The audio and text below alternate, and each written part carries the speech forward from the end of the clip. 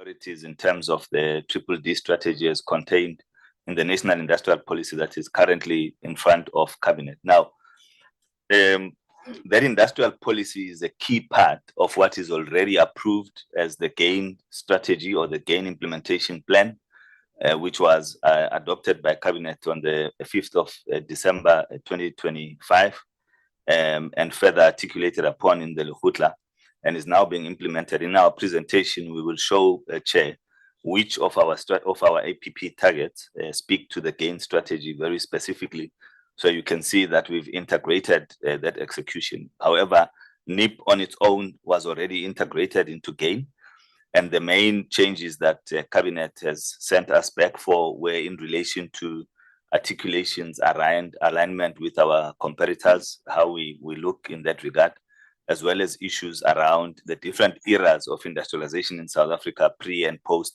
1994. Next slide. These are the priorities of the cluster, as previously indicated. Structural reforms, which speak to the stability of electricity supply. I think we've turned the corner there and today sit with a surplus in the grid, and the key issue is how we use and exploit that surplus to open up new smelters and other areas of the economy that are heavy on electricity. Freight and logistic is an ongoing set of projects that are aimed at dealing with issues around the ports, availability of wagons, serviceability of railway lines, to ensure that ultimately we have ability to move goods and services. In the catalytic sectors, work is being done across agriculture, mining and manufacturing, as well as green industries, to which you will see, Chair, when we look at the APPs at the time. Investment stimulus is areas of dealing with red tape reduction, as well as ease of doing business, ensuring that we expedite the process with the work that is being done by other government departments, particularly minerals and petroleum resource, around new mines and exploration. Our incentives programs, optimizing on those, dealing with those that have challenges in terms of films and GBS. And then induced demands in terms of increased exports, to which you've already indicated the increases that have happened over the last financial year. Increased localization as a way of expediting and enabling industrialization in the country. Stronger import controls, as well as science and technology and innovation. And then you have the transformation leg, to which, Chair, you will realize that in this financial year, we'll be setting new targets for the department and the entities to show and lead by example, by being themselves first measured in terms of BEE, but also showing that we are complying and driving the BEE agenda, which is a constitutional imperative beyond just the challenges that it is faced with. Next slide. These are the cluster targets for the financial year. And I think we've previously, sorry, not for the financial year, for the term. And I think we've previously shared this with the committee and would request that we go to the next slide to look at the departments and entities' own contribution. So this is a slide that, again, the committee would be familiar with. And you will realize that we remain committed to all of those, and the APP will speak to each one of those individually at a given time. Next slide. Chair, in terms of driving industrialization or industrial transformation through the 3Ds, we say we are moving from foundation, which was the previous financial year, to implementation, to scale and impact in this second financial year. And that manifests in this APP, focusing once again on those 3Ds of decarbonization, digitalization, and diversification. We are setting clear economic outcomes in terms of growth, jobs, and industrialization in a manner that is measurable and that we will be able to help to account for. We have defined priority sectors that we will be focusing on and ensuring that we increase and enhance the department's executive capacity or execution capacity by making proper appointments in both the department as well as in the entities, as it were. Next slide. We have seen this slide again previously, Chair. I think we will not speak to it per se. If you go to the next one, that speaks to the progress that has been made. Previous financial year, Chair, we've seen in excess of 645 billion rands in investments secured. In our SEZs, we have in excess of 224 operational investors across all 12 SEZs that have invested in excess of 32 billion rands and created 28,000 jobs over the existence or the life of the SEZs. We have designated Fitakhomu Tubate as an SEZ in Limpopo, and the expansion at the Dube Trade Port, whilst Val, as recent as last week, DM officiated at the public comment process and consultation process and will come through for designation in this financial year. We've improved compliance across the economy through the CIPC, contributing to the removal of South Africa from the FATF grey list. And we are focusing on the ease of doing business through both the establishment of a fusion center to deal with blockages in investments, as well as developing an omnibus bill that will contribute to the same. In terms of industrial financing, we continue to implement a suite of incentives that support priority sectors, ensuring that there's economic growth and contribution to industrialization. And I think, Chair, to maybe pause here, there are currently a lot of discussions around both IDC and NEF. I think we can confirm that from a tax status, NEF remains tax exempt, which means that it is able to focus its resources towards financing projects. The IDC has a tax exemption application that is currently with myself going through to the minister, which will see IDC being able to at least save in anything between 680 million rands in taxes, projected to be about 1.9 billion over the next few years, that it can plow back into funding initiatives within the IDC itself as an entity. So it is key that we achieve that tax exemption. And then in terms of the recapitalization of an entity like NEF, we've not been successful in terms of getting direct recapitalization in terms of allocations fiscally, but the IDC has recently received support from UIF to the tune of just under 500 million with terms and conditions over a period for execution of projects in this regard. And IDC will be going into a relationship with NEF in terms of some of the funding that it can avail to allow NEF to fund projects that it currently cannot. And NEF will also be able to participate as an intermediary in terms of distribution of funds in the transformation fund. So despite the restrictions that IDC may, NEF and IDC may be faced with, there is work that is being done with ECIC eventually also benefiting from the Afri-Exim allocations that have been made and the renewal of the South African trade enabling program called CITIP 2.0, which will see about $3 billion US dollars availed over the next 3 to 5 years for the funding of South African exports going forward. In terms of localization, we have finalized or are finalizing the list of key products and commodities to be designated. You'll be aware that I think as late as yesterday, National Treasury, through the minister, issued the regulations for the public procurement bin for public comment. And once that process is completed, this list of commodities to be designated should, if we are in agreement, be included as part of the key localization areas that would then drive industrialization in those areas, reduce dependence on imports, particularly in areas like rail and rail products, cement, buses, transformers, firefighting vehicles, pipes and fittings, valves and clothing and textiles, and so on. And so we will be watching the National Treasury process in terms of public procurement regulations with keen interest, and will support that department to bring this over the line in the shortest possible time. Further progress, next slide. There were certain key interventions implemented to grow and diversify exports. The minister has spoken to CITIP as South Africa being the first country to sign the same as part of the Global Gateway Initiative in the EU that has unlocked 12 billion rands in investments aimed at decarbonization and industrial projects. And as part of that, we have secured the EU derogation on electric vehicle rules of origin that will allow us to accumulate on battery technology that allows South African manufactured vehicles to enter the EU as though those batteries were assembled here. We have a 3-year program for localizing EV battery manufacturing and ensure that when that accumulation period ends, we are already at least assembling and manufacturing a certain amount of those batteries in this regard. Having signed the CAEPA earlier this year, we are now looking at exploiting that through a series of early harvest agreements and instruments.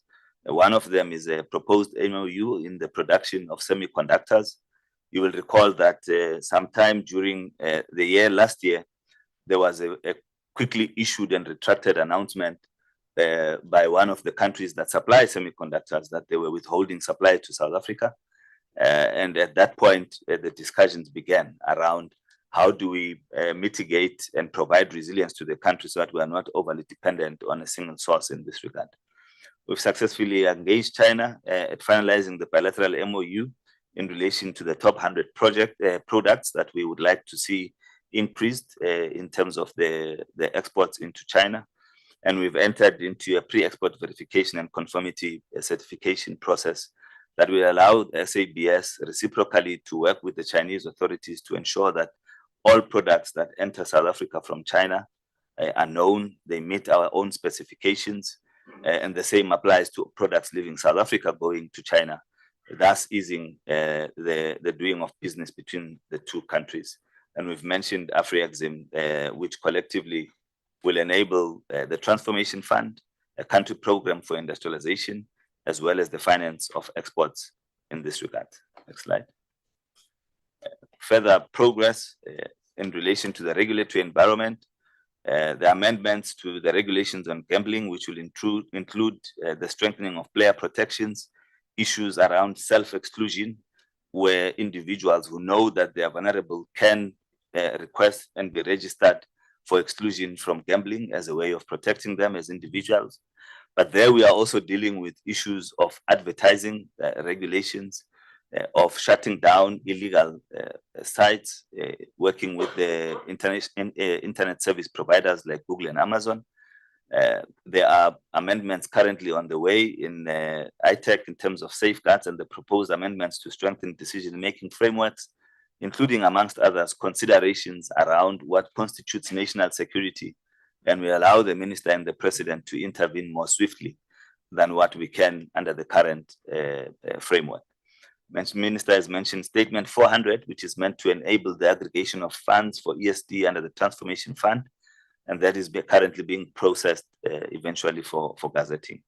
And then there's amendments to the National Credit Act, which we will propose and look at how best we manage some of the concerns that were raised by the public at the time in September last year, most of which actually had nothing to do with the actual amendments that were being proposed, but dealt with clauses that existed prior to the amendments. And I think that's a process that the Minister will lead us through in the next few months in this regard. In terms of the Transformation Fund, we have co-created with the private sector, civil society, and government a catalytic blended finance instrument that is aimed at accelerating inclusive economic growth.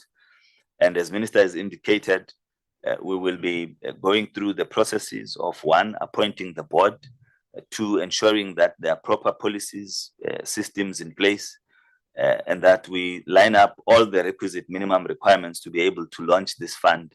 And once we are ready, we will do that. However, funds have been secured and pledged, for instance, through the AfriExim allocation of $3 billion US that we've referred to. And UIF have also pledged, and there's a few others, either through their own responsibilities and are saying that instead of carrying out their own ESDs, they would join the Transformation Fund. But once the enabling framework is in place, they will then be able to do so effectively. Next slide. 2026-27, we will consolidate delivery and accelerate economic impact by focusing on those 10 key priority areas, which include, amongst others, finalizing the industrial strategy that is going to Cabinet for approval. I'm thinking it's going to happen now on the 6th of May if we meet all the deadlines in terms of submission to Cabinet, expanding domestic manufacturing by 0.6%, increased investments, and as well as ensuring that we revise the BEE regulations in the short term as committed to deal with the challenges that the framework has faced, and creating further opportunities for ownership for workers through ESOPs, aiming roughly at about 10,000 interventions in the areas of SEZ, GVS, and incentives in relation to jobs and job creation. and we will disperse just about 4 billion rands to be compliant companies in this financial year. That will have a few enablers that we have identified, including an omnibus bill that will be finalized in this financial year, regulatory reforms in national gambling and liquor, as we've mentioned, as well as improving the turnaround times in all our entities by going for, in many cases where possible, turnaround times that are below 30%, 30 days, whether it's around payment of service providers, managing applications that are being made to those entities, or dealing with certification where it can be done within that time, as well as dealing with issues of illicit trade through the illicit trade task team that we've established both internally in the department, but interfacing with other government departments in this regard. Next slide. A reconfirmation of alignment in terms of the key priority areas, indicating the number of priorities or indicators that we had in the previous financial year as a summary, as well as in this financial year. Next slide. This is a slide that the committee is familiar with, how the department is arranged programmatically in terms of the delivery programs that inform how we work. The department has got purview over 45 pieces of legislation that govern the DTIC and that are implemented and overseen. This includes, amongst others, even the Sugar Act, which is part of the challenges that are facing the sugar industry. We have 19 entities, though the BE Commission is not listed. And Chair, I must say, I am sitting with an application for listing by the BE Commission. And so we'll be again approaching National Treasury this year to look at how to ensure that that commission is listed and has a life as envisaged by the Act in this regard. Total to establishment number of employees at the end of December, 1,163. And we continue to recruit on a wave of approved set of recruitment drives aimed at capacitating the department. A budget at 11.6, CFO will speak to that. And the key outcomes is already indicated in terms of reindustrialization, job creation, transformation, and a capable state. Next slide. We enter substantively, Chair, to the APPs that speak to the work that the department will be doing over the financial year. The first three of those speak to commitment from a procurement point of view to the designated groups of women, youth, and people with disabilities. And we aim to meet and where possible surpass the national norms that have been set in terms of 40% on spend on women, 30% on spend on youth, and 3% on spend on people with disabilities. As I've indicated, the BEE framework, which is a constitutional imperative, requires that we refocus and double down our efforts in its implementation, and we start within the department and its entities, looking at attaining a minimum of level 3 contributor status across all entities as well as the department itself. The clean audit outcomes are a fundamental requirement of any APP. And though we are committed to that year on year, we still found it necessary to highlight it as an outcome that we are working towards, making sure that we pay our creditors within 30 days and that our entities perform above 80%, all of them without exception. Next slide. Chair, I think in terms of the vacancy rate in the department, we will be looking at reducing that year on year by 2.5% to ensure that we're still well below the DPSA approved norm of about 14% and making sure that the department is capacitated as it should. Next slide. In terms of trade, these have been clustered into matters that relate to AFCTA, to diversification and export growth. In terms of the free trade area, the operationalization thereof, it is to increase the number of non-SADC countries that trade within AFCTA to 25, to ensure that the SACU tariff lines that are covered by preferential market access increase by 10%. We are currently sitting at 90%. So there's a remaining 10% of tariff lines that is still to be negotiated. And of that, 3% we will be allowed to retain for areas of sensitivity. So ultimately, when we report on this target, it will never be 100%. It will always be 97% because we have that 3% leeway on what we are allowed to deem as sensitive areas that we will not open up to in terms of trade in the continent. Protocols to be approved in this financial year, we're aiming at 1. And then there are a number of economic interest strategies that deal with various issues in different markets that we intend to deal with, be it issues of non-tariff barriers, market access, and specific sectorial engagements that need to be held to unlock trade globally will be looked into. We are prioritizing the SACU UK EPA, talking specifically around areas specifically of EVs in relation to what the UK would like to have access to, but in terms of South Africa, in terms of wine access, in terms of sugar, and a few other areas of common and mutual interest that have been identified jointly with industry. In terms of the SADC EU EPA, 3 market access issues to be resolved. Citrus continues to be a matter of concern, and as we speak today, discussions are starting around the proposed EU steel tariff that will be effected around 27, 28, and those negotiations, or at least the discussions, are starting today. Though, Chair, in the first 2 slides, I realized we didn't highlight in red those targets that contribute to gain, just to alert the members. So all the red targets are those that are specifically focusing on gain as an implementation plan. So when you see that, you will see the alignment, and you will see that we have tried to highlight all of them so that it is clear where we align. Understanding that gain is a target that emanated from the MTDP, so you can assume that alignment as well in that regard. And also understanding that the National Industrial Policy was already integrated into gain, and so that alignment is also achieved in that regard.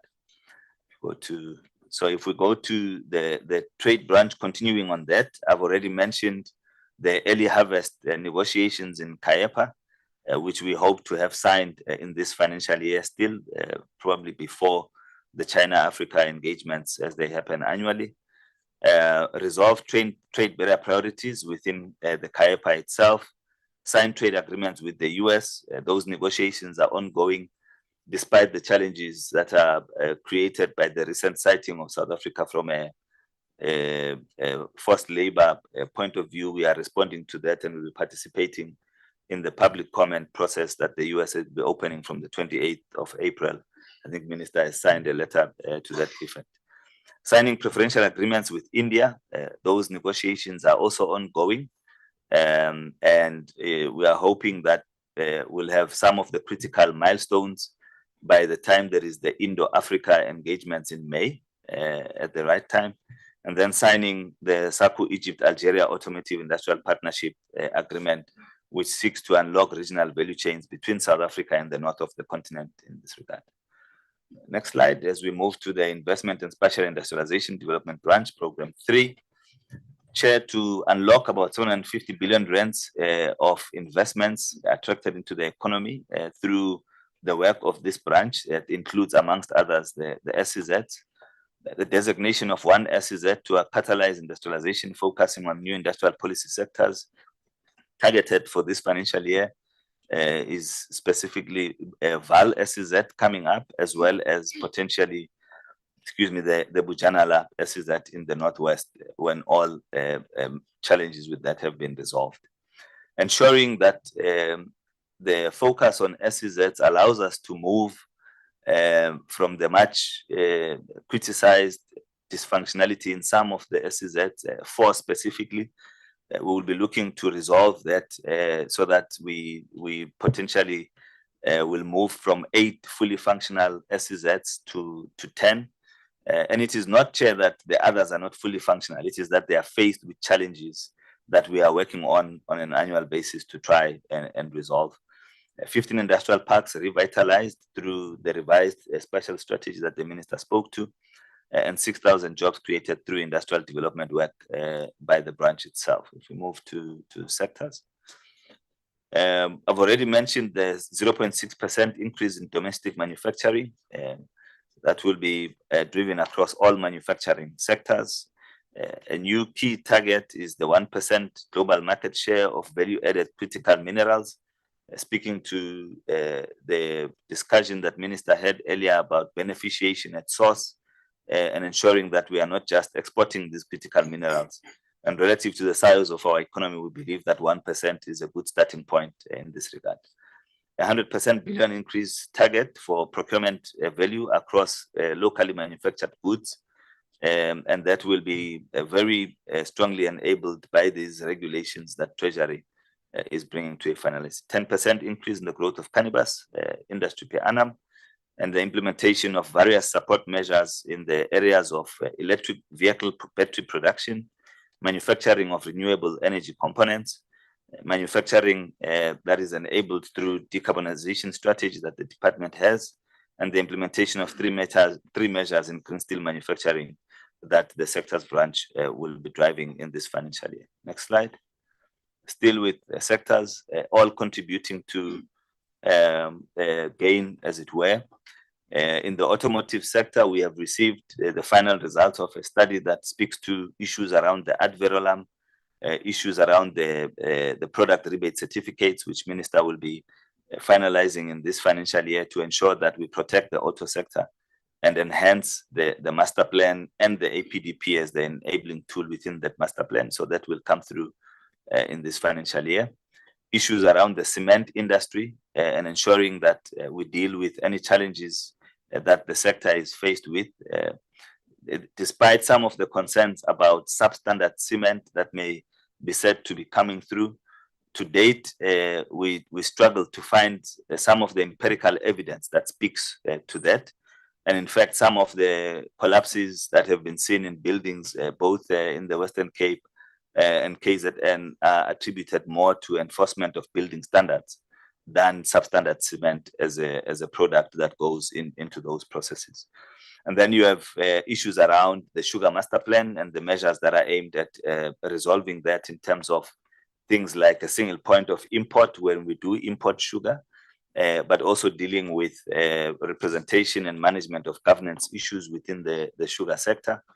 And that will contribute to the work that does not reflect in the APP in terms of dealing with liquidation as well as business rescue issues, but that will contribute to that stability of the sector as a whole while that transaction is being resolved. And with Minister having indicated the recent court ruling indicating that we have until around the 16th of June to be able to resolve this before the matter goes back to court. In the regulations branch, we've already spoken to the amendment in relation to national gambling, and the gambling provincial authorities will be meeting with Minister towards the end of May to finalize some of the proposals and considerations in this regard.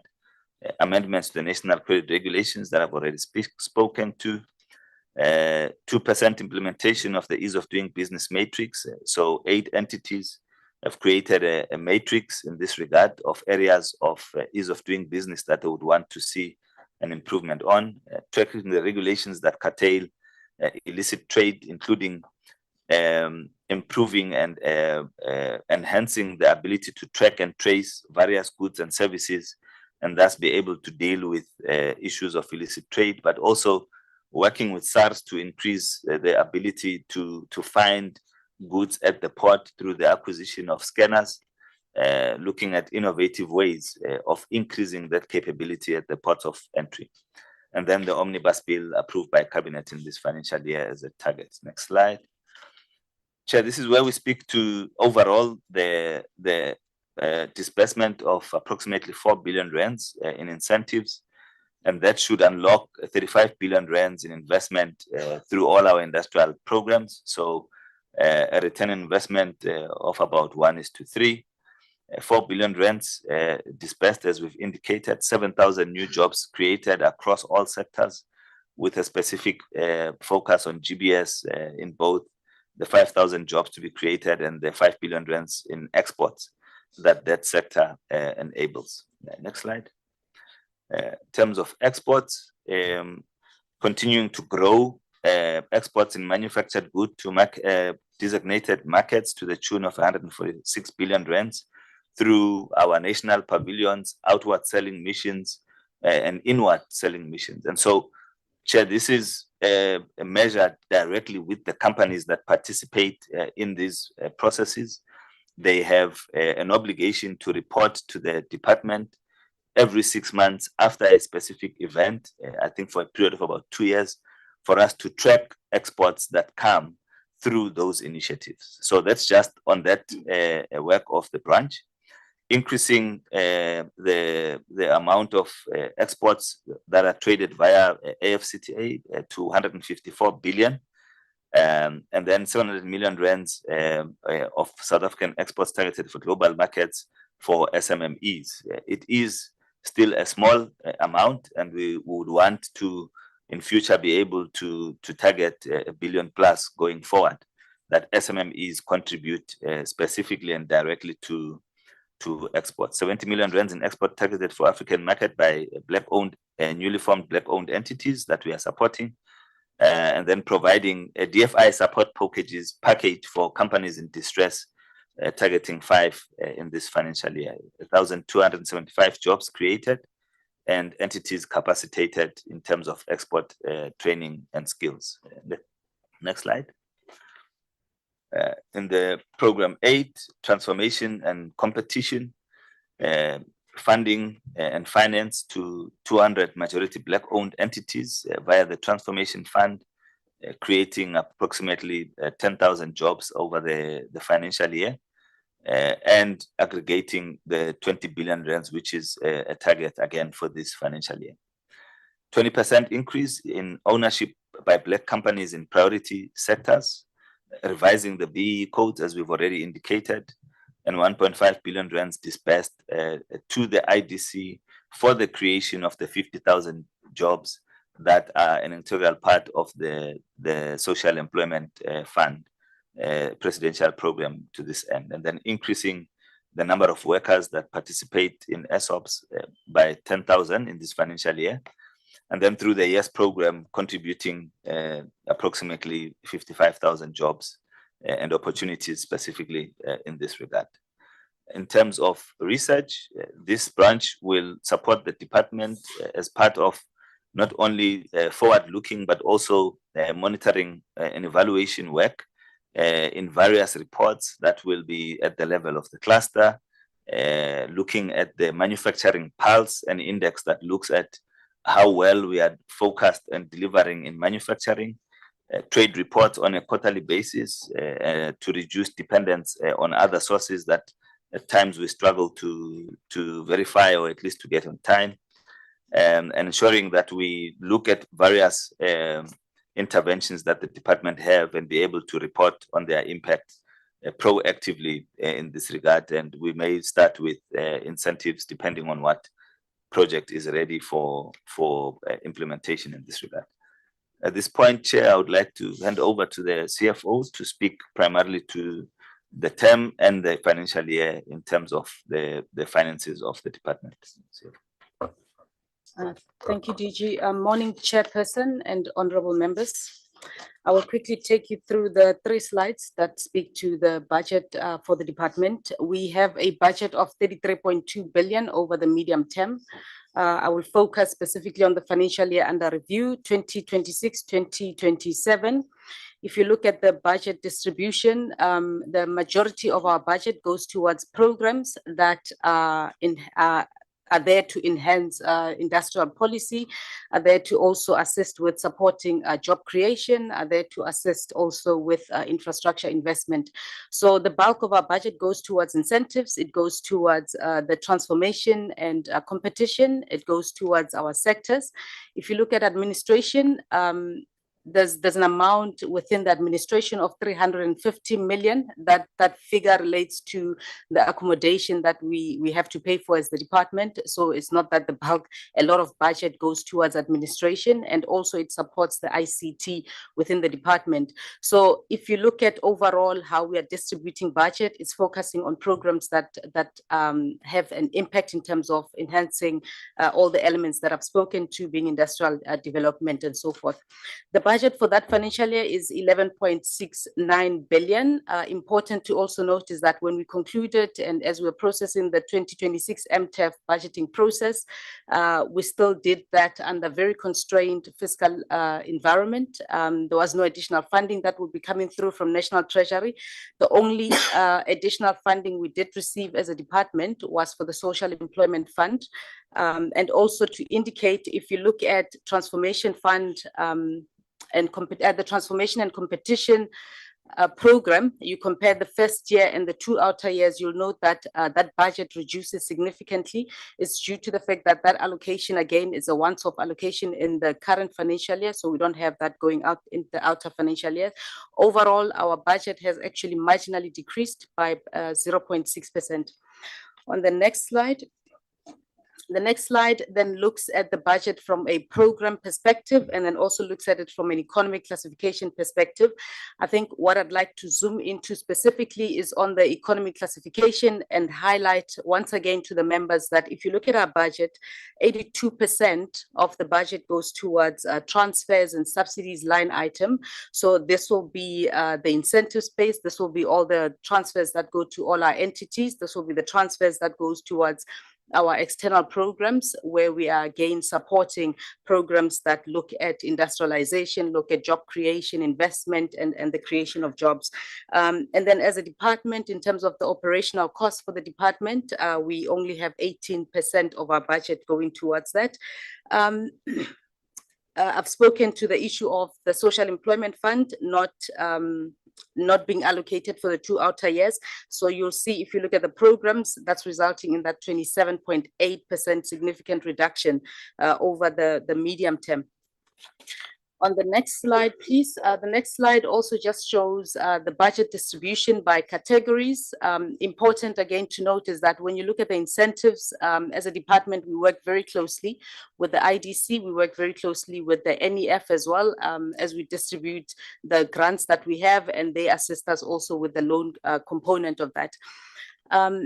Our disbursements this financial year, there's a specific focus to also expand our reach in terms of industrial financing towards MSMEs, towards women and youth-owned enterprises, and also to focus on our underserviced districts. Instead of focusing on the 5 key metros, we want to also look outside those 5 main metros and make sure that we support them mainly through the social employment, the social economic zones, and also through our industrial parks.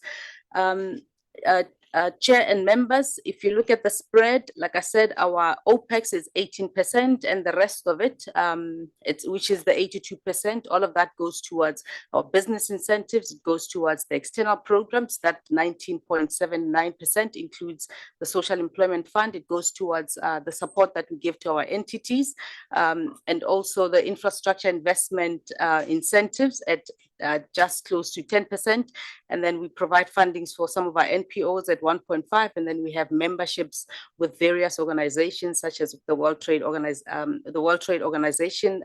Those memberships are sitting at 0.43%. So that is the budget that has been allocated for the department. Thank you, Chair. I'll hand back to the DG.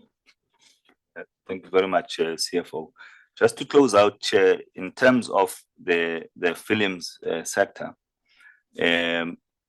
this time last year, we had a contingent liability of 984 million rand, so just under 1 billion of contingent liabilities that were due to the sector.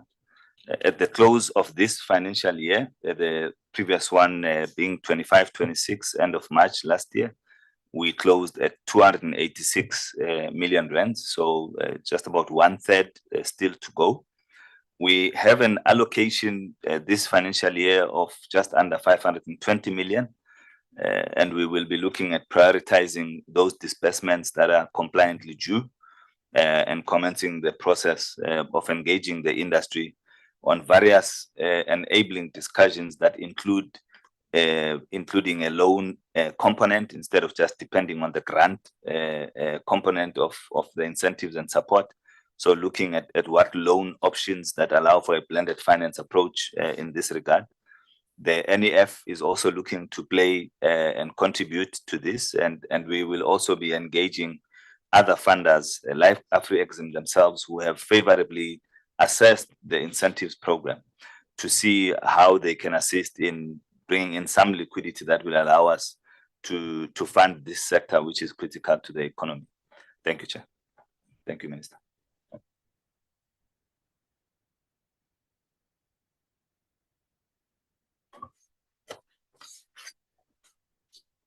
Thank you very much, colleagues. That's the presentation, and then there is also a summary of entities, just key issues, in case colleagues have got an appetite just to browse through as a follow-up. So we'll now proceed to the questions by members of the committee. Okay, maybe let's use this like 15 minutes tea break. I think it will help, because when we started, there was nothing, and be back here at 11:20. Thank you.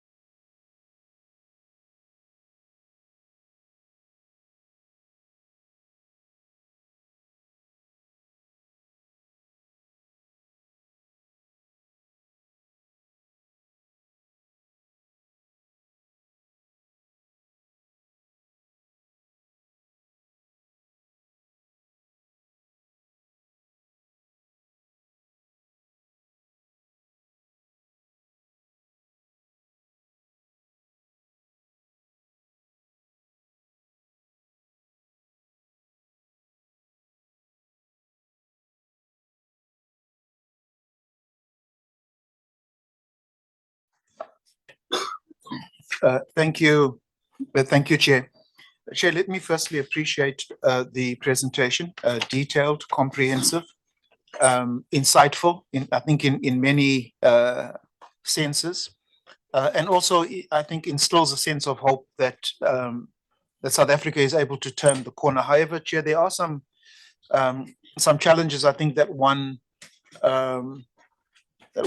has picked up as a result, and I think that the Minister has certainly covered some of them, including the challenge with regards to the tensions that we experience at a global level, the geopolitical tensions which impact us here in South Africa. But here, I think perhaps one question, or maybe two, would focus on how are we really going to be able to turn the corner with such a huge challenge in terms of deindustrialization that we've seen in South Africa. So there's that some 40% decline over the last 30 years, from around 22%, that's the contribution of industrialization to GDP, a 22% contribution to GDP, to around 10 to 12%. So we've seen a some 40% decline in industrialization. It's a huge, that's a huge gap to be able to cover over the short to medium term. So my question here is, the plans look good on paper. The implementation is often where we have the challenge. How confident, Minister, are you that the implementation of these plans, whether it's the butterfly strategy looking at Africa as the focus and the Africa Free Continental agreements that we have, the plans that we have, with the export-driven focuses towards the East and the West, including the beneficiation, which I have hammered on for the last 7 or so years, 8 years, within Parliament. What we have seen, however, is the continued export of our raw materials and importing failed or missed opportunities. So I had also asked Minister whether we are going to be seeing an index, and I think the Director General said DG said this is something that we can do, but I haven't also seen that within the plan in terms of beneficiation, where we are actually able to track the progress made, whether it's with battery generation for EVs. So are we going to be seeing that index, DG, and when are we going to be seeing it? When is it going to be implemented in terms of improvements in beneficiation? And so, Minister, are you confident that the gap that we have with that 40% decline, that these particular plans are going to be able to close that gap in over what particular period? And then let me maybe come to my next question. When one looks at your gross fixed capital formation, for example, there's a very clear chasm, gulf, gap between public and private investment. And it appears as if the private sector have been a bit reluctant to invest, particularly with regards to infrastructure. Are you seeing some green shoots? What are you doing with regards to trying to convince the private sector that indeed we now have policy and political stability? Because those are some of the two key challenges which drives away investment, that we currently do have political and and policy stability. And the policies are, the private sector sees some policy failures or policy weaknesses. And I think that we two of those are triple BEE with a 30% want or 30% ask. And the other is obviously expropriation without compensation. So businesses, to a large extent, see these as impediments to investment. How are you navigating that? Thank you, Chair. Thank you very much, Member Chance. Thanks very much, Chair. And good morning, everybody. Thank you, Minister, DG, CFO, for your presentations. Indeed, it is a lot of stuff to have to digest, and I confess that I haven't had a chance to read through all the entities' APIs, but will do so in due course. Minister, I just want to pick up the point that you made about South Africa having turned the corner. And whilst it's possibly true that on some measures we have turned the corner, so for example, on debt stabilization, on inflation, some of the other macroeconomic indicators, some of the work that's been done through Operation Vulindlela, I would contest that we haven't turned the corner on the microeconomy, which is where your department actually should be focusing, is focusing. And I'm talking about at the firm level, you know, businesses that are struggling with the issues that you've raised and which the department is charged with addressing. And I think that that really presents the biggest challenge for this department is how are you going to help businesses grow and employ people? And, you know, you talk about the resilience of the manufacturing sector, mining sector, and the agricultural sector. I would suggest that the agricultural sector has proven itself. And in fact, it has grown, but that cannot be said of the other two sectors. Manufacturing and mining are still struggling. And we have seen on our oversight visits that we are dealing with sectors that are battling with imports, cheap imports, battling with electricity problems, battling with problems in the ports and the logistics, some of which are not within your capacity to address. But of course, it does mean that as an economics cluster, the pressure should be on to get those reforms accelerated.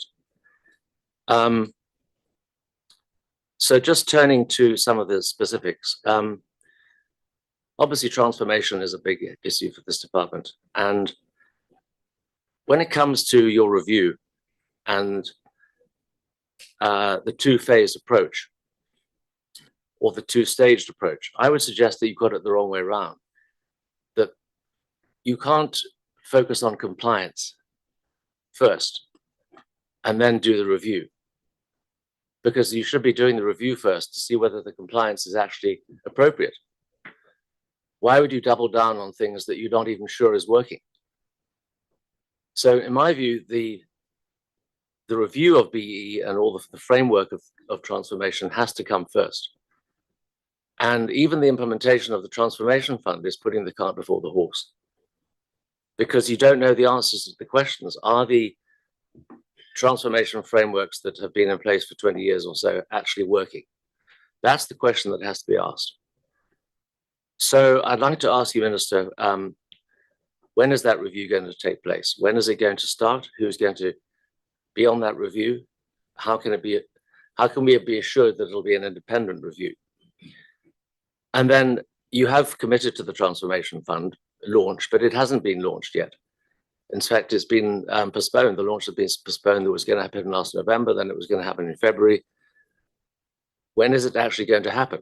I see your application, request for applications for board members has gone out. So what is the timescale for that process? It's also interesting to me that in the description you had in the document, the transformation fund is going to be for high impact businesses, not just Black-owned businesses. So how do you determine what is a high impact SME or business when it's not majority Black-owned? Then the issue also of the seeming contradiction between the revised BEE codes, which place a greater emphasis on 100% Black-owned businesses in the procurement supply chain, but the Transformation Fund and other instruments are aimed at supporting majority Black-owned businesses. So which is it? Is it 100% Black-owned or is it majority percent Black-owned? Now, in our meetings with the motor industry in the Eastern Cape a few weeks ago, they made it very clear to us that there simply aren't enough 100% Black-owned businesses in their supply chain to make it possible for them to acquire or procure goods from such classified businesses. So is it not the case that these targets or these hurdle rates of 100% have been dreamt up, not through any recognition of practicalities, but through some sort of ideological goal that you have to be a 100% Black-owned company? You know, the reality is we live in a country where we have multiple races. So why is the obsession with 100% Black-owned companies when people of different colors and different races want to do business together? They want to form businesses together, and that means that they won't be 100% Black-owned. So there seems to be an inherent contradiction here between majority Black-owned and 100% Black-owned. So the date by which the comments were meant to be submitted on the BE codes has come and gone. And I'd like to know, when you talk about civil society organizations partnering with the department on the Transformation Fund, who are those civil society organizations? Because what is being quite clear in the media is that there's a huge amount of opposition from business groupings, representatives of business, to the Transformation Fund as it is currently conceived, partly because the details have yet to be forthcoming. So I'd like to know if you could give us some indication of who are those civil society organizations. Then the issue again of the Afrexim Bank and the $3 billion. The DG in a previous meeting a couple of months ago said that there was no state guarantee of that money. Those loans were going to be made with individual companies. But knowing what we do of the impairment rate of the DFIs, what percentage of that $3 billion do you think is actually going to be ending up in the hands of businesses as loans? Has there been any assessment of what is the capacity? I mean, bearing in mind that the IDC and the NEF has a tiny loan book compared to the $3 billion. What is the practical likelihood of that money being dispersed to businesses that are being targeted by the Transformation Fund? At the SA Investment Conference in Santa a few weeks ago, there was much song and dance about the investment that was promised. And there's one investment that I'd like to just flag, and that is the one by Cornubia. Mr. Mnisi, I think, or Mnisi, I think was his name, promising like a 20,000 seat call center in Mhlanga, spending vast amounts of money. And I'd just like to ask you if you could provide us with more detail on that, because to me it just looks a bit fishy. You know, he wants to turn Mhlanga into the Silicon Valley of South Africa. But the business was only registered like 2 years ago. There's got absolutely no track record. You know, what sort of background checks have you got on this business, and do you think that it actually can deliver? Which then is a segue into the question around business process outsourcing and business services and the impact that AI will have on these things. The Department of Communications and Digital Technologies released its AI policy document last week. And questions arise as to what is the impact of AI going to be on the DTIC family of entities. And I didn't really see anything in this that asked the question, let alone provides any answers. So do you not feel that there has to be a much more aggressive rethinking of how AI is going to be affecting services businesses in particular, where you know, warm bodies are going to be competing with AI technologies, and are those warm bodies actually going to be still around when AI starts to really kick in?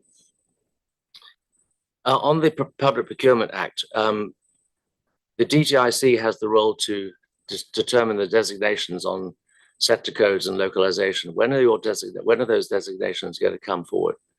I see that the Treasury has published now the regulations, but the DTIC has a role to play in this. Then on the incentives and stimuli, nothing new has come from your presentation, DG, on the film incentive, and we still have an impasse. I had an email yesterday from the company that I communicated with you about that has an agreement in terms of a treaty with the Canadian government for production of a film, and unless that commitment for the rebate is confirmed by the 1st of June, that deal is going to collapse. That's just one example. So what is practically, I know, Deputy Minister, you've been making efforts here. Really, what is practically on the table to provide these rebates that are being committed and haven't been spent, and also to get the adjudication committee up and running again to kickstart the industry, because we're falling behind every day. We're falling behind our competitors internationally who are aggressively pursuing this industry with their rebates and their incentives. And then, have you had discussions with the Treasury about tax rebates as an alternative or as an additional method by which the industry can be stimulated?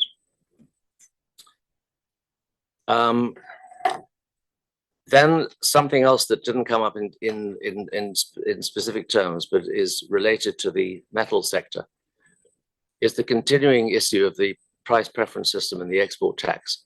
The fact that they are still coexisting. And whenever I email Mr. Axelson from the Treasury, he's always telling me that there are conversations happening with the DTIC, but I get nothing back from you. So what is the discussion around the Treasury and the DTIC creating a more balanced framework which supports both the recycling and the mini mills? Because there seems to be a big imbalance there, with roughly 6 billion rand transferring from the recyclers to the mini mills. And that seems to have been ignored, and it wasn't mentioned in this presentation. That won't be long, Chair. On the equity equivalent issue, when is the equity equivalent option for multinationals going to be extended to all sectors? It seems to be quite a tortuous process for companies, multinational companies, having to apply for this. Why do they even need to apply? I mean, if they're a multinational, surely they should just qualify for equity equivalent anyway. On the question of the special economic zones, you may have seen recently that the Department of Forestry, Fisheries and Environment declined the application for an electrical transmission line in the area designated for the Mercado-Messina or Messina-Mercado SEZ, which then calls into question the viability of that SEZ. And have you initiated discussions, or are you having discussions with the Department of Forestry, Fisheries and Environment around the remodeling of that SEZ, which conforms with the CCC framework of this department? Because certainly building a smelter in the middle of the Limpopo environment like that just seems to be something belonging to a previous era. I think I'm pretty much done, but just one question in terms of the motor industry. You made mention of changes, but there was no mention of any amendments to the APDP. And one of the points that came through from the motor industry was that there needs to be a significant update. You did mention the ad valorem, but more broadly, is there an attempt to reform or amend the APDP to take account of the requests from the motor industry to improve its competitiveness compared to the importers of fully made up goods, cars? Thank you, Chair. Thank you very much. Member Khoza. Thank you very much, Chairperson. To the Minister, the DM, the DG, and the team. Let us firstly appreciate the report that you have presented, which shows great investment in terms of what the department seeks to achieve. But I'm a bit worried, Minister, on the APP report, more especially seeing a lot of flags that suggest that the APP it's neoliberal bias towards the private sector, as opposed to a government that wants to lead a direct state-led industrialization. I'm saying this, Minister, because you check we want to prioritize job creation. We want to speak on building our own factories. We want to at least speak on creating direct jobs. But when you check on your APPs, we don't sense tangible or evidence that speaks to that. Minister, your budget, the 11.7 billion budget as allocated here shows 72% of it being transferred out. Yet little or not much of tangibles are seen on that. I'm a bit worried because that speaks to over 9.7 billion of your budget in transfers. And then you speak of, yet there's little measurable impact on job creation and industrialization. Is the department merely pass-through for funds with weak accountability? I'm saying this also, Minister, because I don't see a direct link between the DTI's funding and the measurables outcomes. I want to now bring it to the Minister, maybe perhaps to understand your target, Minister, for the period under review. What is your exact target number on job creation so that it can improve our oversight? So that at least as we leave the house today, we get to understand, because your annual performance must project that in the period under review or for the budget 2026, 2027, this is our expected job creation target. At least if we can have those specifications, it will assist us to do oversight, to do interval monitoring and oversight. And also, Minister, we understand that with your neoliberal bias APP or your annual performance plan, we understand that it will give us great challenge, because it seems as if the department has surrendered its own capabilities to the private sector. And we know how evil the private sector can be in terms of prioritizing profit over job creation, of which, if you check, Minister, we are not speaking of our own direct state-led industrialization inspired by countries like China, South Korea, that have made it through their own creation of industries. Your APP doesn't speak of you, Minister, creating your own factories that will directly employ the hopeless young people who are out there without jobs. It doesn't speak of us improving our own global economic strength in terms of being the leaders of economic transformation. You spoke of transformation, but there is no clear disbursement target for the transformation fund, despite allocating billions. Is this deliberate to avoid accountability, Minister? I'm not sure on that, because on your economic transformation, you spoke about the drive for economic transformation, but there is no clear disbursement target. Maybe perhaps if you can assist me towards understanding that. And also on the APPs, I don't see the link between the funding and the measurable outcomes. Maybe if we can get a sense that this is the money that will be dispersed towards funding the following expenditures or funding that is meant for particular cause, that will yield the following outcomes, which we can therefore measure. For instance, job creation, factories built, or export increases. Your APP is not clear on that. And also, why is the DTIC reduced key transformation and trade programs, including the 27.8 decline in transformation and competition over the medium term? Is transformation not no longer priority, Minister and the team? And also to follow through, Minister, I wanted to also, from the APP, I also wanted to understand something as to why the department relying heavily on private enterprises. Why do I say so? We check over 8.1 billion it's going out for transfers. While township and rural industrialization remain underdeveloped, we all know that without a shadow of a doubt.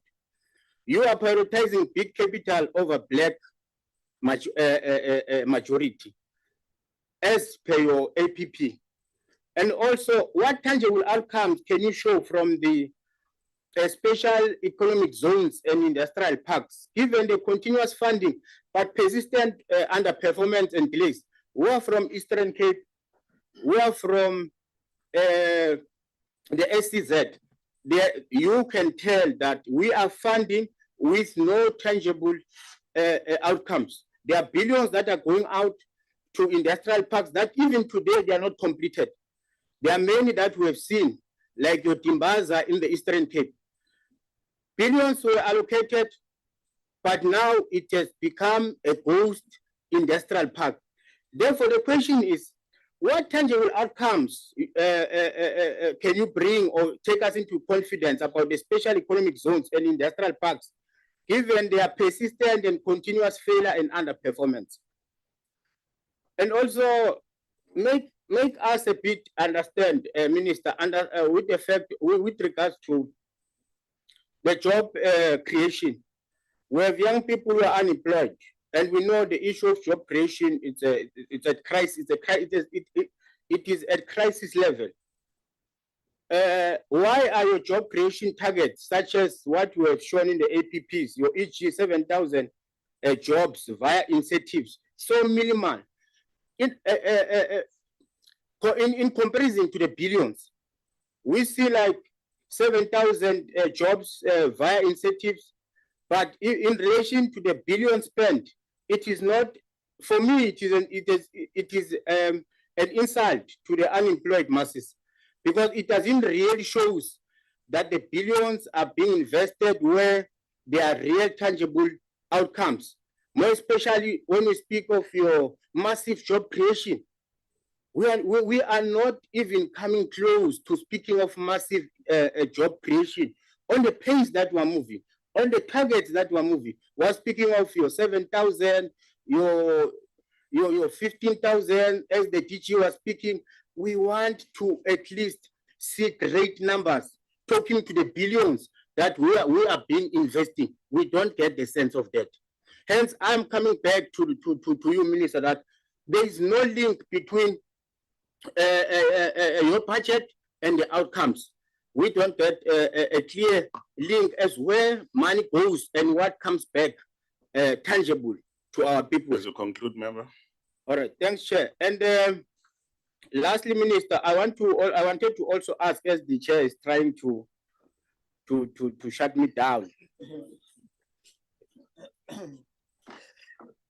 No, it's fine, Chair. No, I will then take it to the last one. Sure, DM. So I would want to also, maybe perhaps in a nutshell, Minister, lastly, we engaged in Parliament. There were many areas where we spoke about. There are many inputs that the committee have brought forth. There are many engagement that we had, and also Chair have summarized it in his introduction, that there are issues of your AMSA, there are issues of the steel industry, but one gets to see less in your annual performance plan. And then it renders our work to a talk show where the ministry and the team, they come to Parliament, you come and present, we come and give you recommendations, but this guiding line or guiding tool, which is the annual performance plan, should have at least suggested to us that your recommendations are being taken into account. These are also areas where we're going to make emphasis on, but we don't get to see it. I hear on your introduction, you tried covering up, but we are not seeing it in writing, Minister. I'm not sure as to how best can that be responded to. And also, Minister, be reminded that we have sent you an email, but I'm happy that one of the staff members have came to reassure us that the email will be responded to. It is all about failure and accountability issues on our entities. ITZ, we have spoken highly about it, but Minister, we must put it on record that ITZ has become one of the most compromised entity. It has been repurposed to serve ITC, yes. ITC has become one of the most compromised entity. The ITC is not serving its mandate, whereas there are billions, as the DG has been picking, that will be allocated to ITC. Whereas the question stands, it's of public knowledge that ITC has become a money looting scheme and has been repurposed to save the few officials in the board. We've been also flagging it to you, Minister. You are saying the ITC. Member. Thanks. You are saying the ITC. You have made an ad hoc committee, which will be spearheaded by the same board members, whom we are saying to you, some they are compromised. Can you at least have an ad hoc that will be pure and that won't deal with the same board members who are compromised? We are speaking of, I'm making an example of the ITC because we expect or we are projecting a massive job creation on it, but there are many red flags that comes out of it. What do you make out of that? Honorable Khoza, please, let's assist the meeting. Honorable Mgudu. Thank you very much, Chair. Good morning to the colleagues. Good morning to the colleagues. No, Chair, I won't be long. I think my colleagues would have raised some of the issues that we wanted to raise. And I think we can't overemphasize the point around job creation. I think we are facing a very serious challenge in our country of unemployment. And I think that we must therefore have in mind always, as we are doing the work that we're doing, how do we solve for the problem of unemployment? And I think that this APP, in my view, would not be complete if it does not indicate its commitment and targets to resolving the issue of unemployment. So I think that the point that is raised by my colleague around specific targets around the issue of employment is quite important. I think also the point around the issue of ITC, I think again, we can't overemphasize the importance of ITC. And we're raising this point because we know what ITC is capable of when it has clear strategic intents and plans to build the economy. It can create the basis for stimulating the economy and industrializing our economy. And I think again, we're not seeing from the department the intention to position the ITC as an important instrument of industrializing our economy. And I think for me, that is an important thing that we've always consistently been raising, that the ITC has a potential to be one of those key instruments to drive development in our economy. Now, there's a question that is specific that I want to ask Minister, to the extent of the government coordination in relation to the other government departments that would be otherwise be required to interface with this APP to ensure that there is forward movement in relation to some of the plans that you envisage here. For instance, small business. What would be the interface and what is that coordination? Is there a structured coordination at that level? Because at times I don't get a sense that there is coordinated and single-mindedness in some of the government plans that we were developing. And I'm saying, I'm asking that question deliberately because I think as well, the area of small business vis-a-vis the department can have an important interface in unlocking development and unlocking jobs. And I think that is important. I have since turned myself into an activist for the manufacturing sector. During the week, I would have sent you a message, Minister, around some of the challenges in the manufacturing sector. We went to oversight, and there is a common language from captains of industry in the manufacturing sector around the importation of completely built units from China, and which that is creating a disruption in the manufacturing value chains, as opposed to SKD units. And there's a sense that there is no policy certainty in relation to managing these high volumes of completely assembled units from China. And as such, the value chain in the manufacturing sector is being affected, all of it. As a result, I'll make an example for VW. VW would have been saying to us that when we go to the head office, Germany, we must make a business case for investment to Germany, for South Africa. But if the volumes, if the units and the numbers are not making sense, Germany might as well take some of its business in South Africa to other parts of Africa and the world. And I'm saying, what are the plans, specific plans, which I don't think that they are appearing, to deal with the issue of providing certainty to the already existing investment that we have? They're raising issues of electric vehicles and so on and so forth.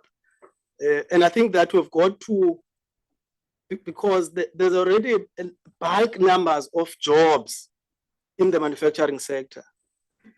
And the key thing is that as we're trying to attract new investment, can we hold the already existing jobs that we have? Can we protect them? And I think that would want your comment, Minister, on a clear plan, because in the APP, unless it might have escaped me, on what are these key specific things that we're doing, one, to sustain what we have in the manufacturing sector, but also to grow what we have across the value chains. I think for me, that would be an important thing. The last point that I would want to raise, reading from the gross fixed capital formation, is that there seems to be a trend that the private sector is not prepared to invest in the South African economy. And on the one hand, there seems to be a general view in government that we must crowd in investment of the private sector, but also we must intensify our partnerships with the private sector. And we are doing that practically by giving them incentives. But those incentives don't translate into intangible investment to grow the economy, but also to help us solve the problems of job creation. Whether in one party that I belong to, have we been able to really do what we have said that we are able to do, and that is to discipline capital and to direct capital to be able to invest in productive sectors of our economy. I don't know if I've been able to do it. I don't know, Zugo, if you DM that you have the authority or the argument to discipline the capital yourself as a head of our economic subcommittee. But I think quite importantly, as we are saying we're developing an industrial policy, and part of our key priorities is the issue of decarbonization, all those three elements. Are we able, sitting there, Minister, you sitting there, saying that you have the capacity as government to direct capital injection into these key priorities? And that is not the false impression that is being created, that it's the reason why capital has not been investing is on the basis of policy uncertainty. There's never been a situation where capital here in this country, the state has not created sufficient conditions for them to exist. There's never been that here in South Africa. So the point that it's the issue of BEE and all of these things, it's a scapegoat. BEE, there's no uncertainty in BEE. BEE is certain about what needs to happen, because policy uncertainty is not being clear about the end goal. BEE is clear about its intention, and its intention is to transform the economy, is to ensure that there is productive integration of the people that have been marginalized in the economy. So it's clear about what it needs to do. And so we can't mention the BEE as part of policy uncertainty that would create conditions for private capital not to invest. If they are against BEE, they might as well not invest, because it means that they would have been refusing a fundamental cornerstone of what this democracy has been built on, and that is the inclusivity and the integration and dealing with the historic injustices of the past. So we don't want capital that is going to invest in South Africa if it does not accept that Black people must be part of the productive integration of the economy, it must be positively integrated to the. We don't want that capital. It must, if it says BE is a cause, it might not just well invest. We don't want that money. Thank you, honorable member. Thanks, thank you very much, Honorable Langa. Thank you very much, Chair, and greetings to the minister, the deputy ministers, the DG, and the entire DTIC team, honorable committee members, and our support staff. Maybe let me join my colleagues as well in welcoming the presentation by the DG and the CFO. Chair, maybe without wasting time, some of the concerns and questions I prepared have been fairly covered by my fellow committee members. However, maybe I think I have just a few questions remaining.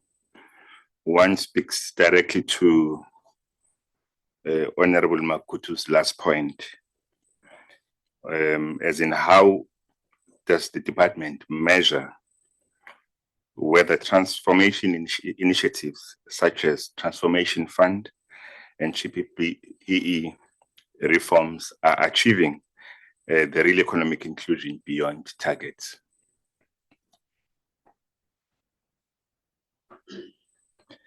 Number two, what specific time-bound measures will be implemented to reduce key structural constraints such as red tape, energy costs, and logistics inefficiencies, particularly for SMMEs? And the last one will be, how is the department aligning industrial policy and skills development to ensure competitiveness in priority areas in priority areas under the 3Ds, particularly green industries, digital services, and AFCFTA opportunities? Thank you, Chair. Thank you very much, Member Kigaba.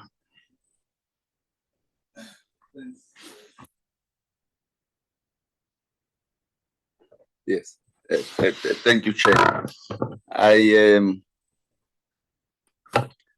I join colleagues in some of the questions which have been asked, and I join colleagues in thanking the Minister and the team for the presentation. Just the first question, Minister has spoken about a shift from crisis management to enabling growth.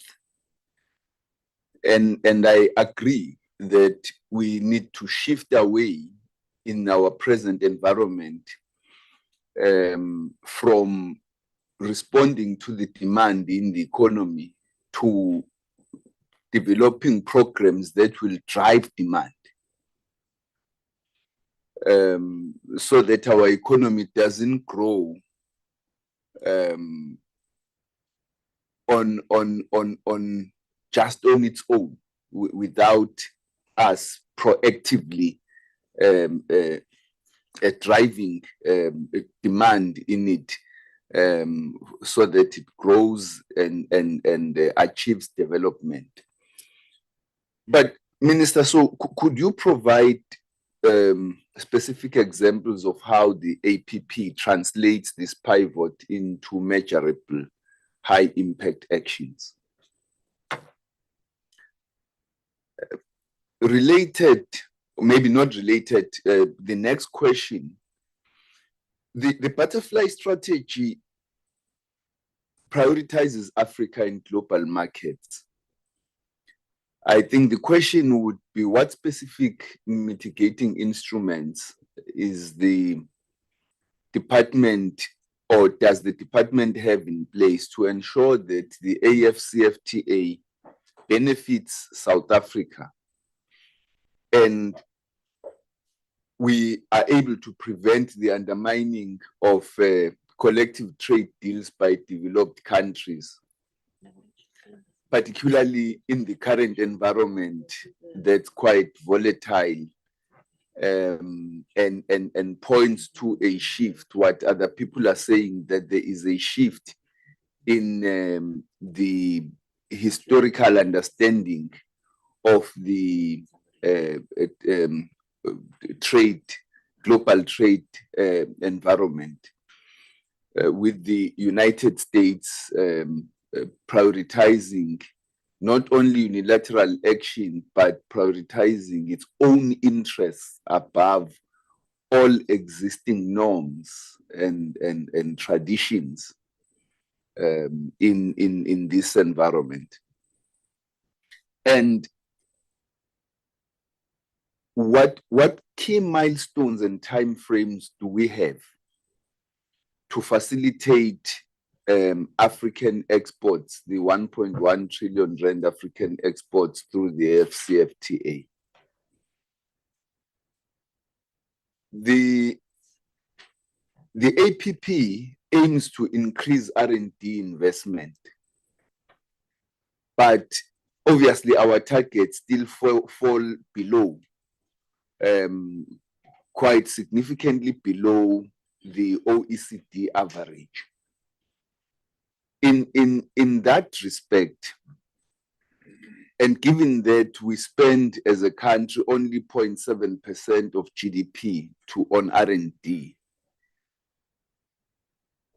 what specific incentives and what timelines do we envisage? What specific incentives or strategies do we have in place to significantly boost our private sector R&D investment? And what timelines do we have in mind with regard to when we will be able to achieve the 1% R&D investment of GDP? The final question, Chair, has to do with issues of accountability and performance. We have previously noted, urged the DTIC to revise the APP to ensure that targets drive impact and change the economy structure. How does the current APP's target setting approach differ from previous years? And how will the department measure the socio-economic impact of these initiatives? Not just outputs. And finally, what concrete steps are being taken to address the persistent structural inefficiencies and underperformance in the department, and to ensure that the department and its entities are fit for purpose? And obviously, in some instances, the IDC has been mentioned specifically, and a number of other entities have been mentioned, have come under serious scrutiny in the committee, and we had sessions with the minister to discuss some of those issues, raising issues of governance and others. Can the minister assure the committee that that is receiving ongoing attention so that we do not have a relapse? Because once the spotlight is shifted away, you perform well once and we praise you, we think that you are on the right track, we shift the spotlight and then you relapse to old behavior. Can we be reassured, Minister, that there is a structural mechanism in the department to ensure there is no relapse in terms of the ongoing improvements in the performance of entities and various branches of the department? Thank you, Chair. Thank you very much, Member Mdluli. Thanks, Chair. Thank you for the presentation to the department. It was thoroughly insightful. I did do most of the reading before the session, so unfortunately I had to slip out a few times due to a call that I had to take, which is quite urgent. But I have, as I read it, I did prepare a few questions to ask. So I'll just ask the first one with regards to the regulation and regulation and illicit trade, rather. So I see that the NCC targets 150 million saved for consumers through settlements and prosecution of unfair business practices. Given the scale of illicit trade estimated in the billions, does the department believe this enforcement target is proportionate, and what additional resources are being allocated to combat illicit goods? The second one is with regards to the targets of the APP. So the APP targets 100% of entities achieving 80% performance. Yet in prior years, several entities received qualified audits or had significant irregular expenditure. What specific entities are currently underperforming, and what consequence management has been applied? I'll just zoom specifically to the CPIC. It targets an automation of 8 additional processes in 2026-2027. Yet the FATF grey listing was partially attributed to beneficial ownership registration failures. Can the department confirm all FATF related CPIC milestones are fully on track and provide a timeline for full beneficial ownership system operationalization. Okay, let me just see. Okay, so I'll just go to the macroeconomy. My colleague Toby did touch on it as well when he spoke about the macroeconomy and said that the burden then lies on the macroeconomy, and we also have a role to play as the DTIC, which I do agree. So South Africa's GDP was only 1.1% in 2025, so last year, yet the MTDP targets 3% growth by 2029. Given the structural headwinds, high US tariffs and the unpredictability of the AGOA extension beyond what we've been given, and constraints that deal with infrastructure, what specific measurable interventions will close this gap in the next 12 months? And maybe I can send the rest by in writing.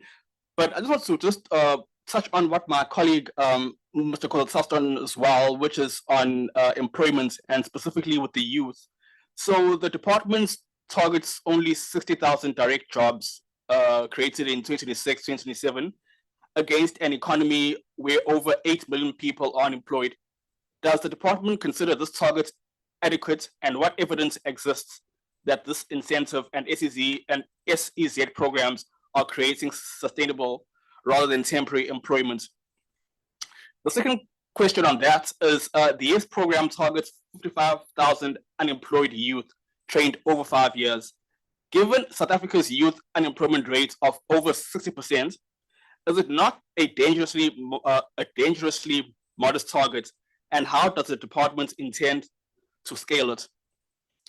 The last question is with regards to credits that's been offered to the SMEs and other businesses. So the cost of credits, I do believe, is high. And what role, if any, can you play to ensure that those that require credits are assisted and don't have to face the burden of paying of taking up high costs of credits? I just say it's the last one, but last one, I promise. Minister, last year I asked you a question. I asked you a question in Parliament about the red tape reduction study, and you said to me that the department has done one, and you promised to share it with me. I then sent a written question, and unfortunately, the answer that I received was for another question I didn't ask. I think there was a mistake, but I did ask the team to resend the question. So can you confirm in this meeting again, the first one was in Parliament, but can you confirm that you are willing to share that study with us? And if so, can you please share it as you promised? Thanks. No, thank you very much, colleagues, for all these questions. And I think, Minister, just for the comfort that probably we might not have the sufficient time to answer all the questions. Those that requires additional information, which is not here, it is permissible that it will be in writing. And I think that we've had that cooperative relationship where all these things have come through. I just want to raise a few issues of debate because I think substantively I'm covered by the presentation. Our primary economic drivers is still manufacturing, mining, and agriculture. If you look at advanced economies, what they've been able to do successfully, like in the US, 2/3 of the economy is driven by a services sector, and we've not been able to take advantage of that. In the main, the ICT or tech space, they've really made a significant inroad. We normally at DM we talk about that Magnificent Seven, which has basically turned around the economy of the US. Secondly, the finance and insurance sector also plays a crucial role. And I'm not sure to what extent we've been able to look into those areas, including the healthcare, as well as the professional business sector. So those three constitute services sector, which is basically dominating the US economy, followed by the high-tech manufacturing, which is around pharmaceutical, aerospace, and so on and so on. How are we positioning South Africa to begin to move beyond our primary sectors that we're focused on in that regard. And then thirdly, the issue of the energy is not just to enable industries, but it is to drive economic development in the country.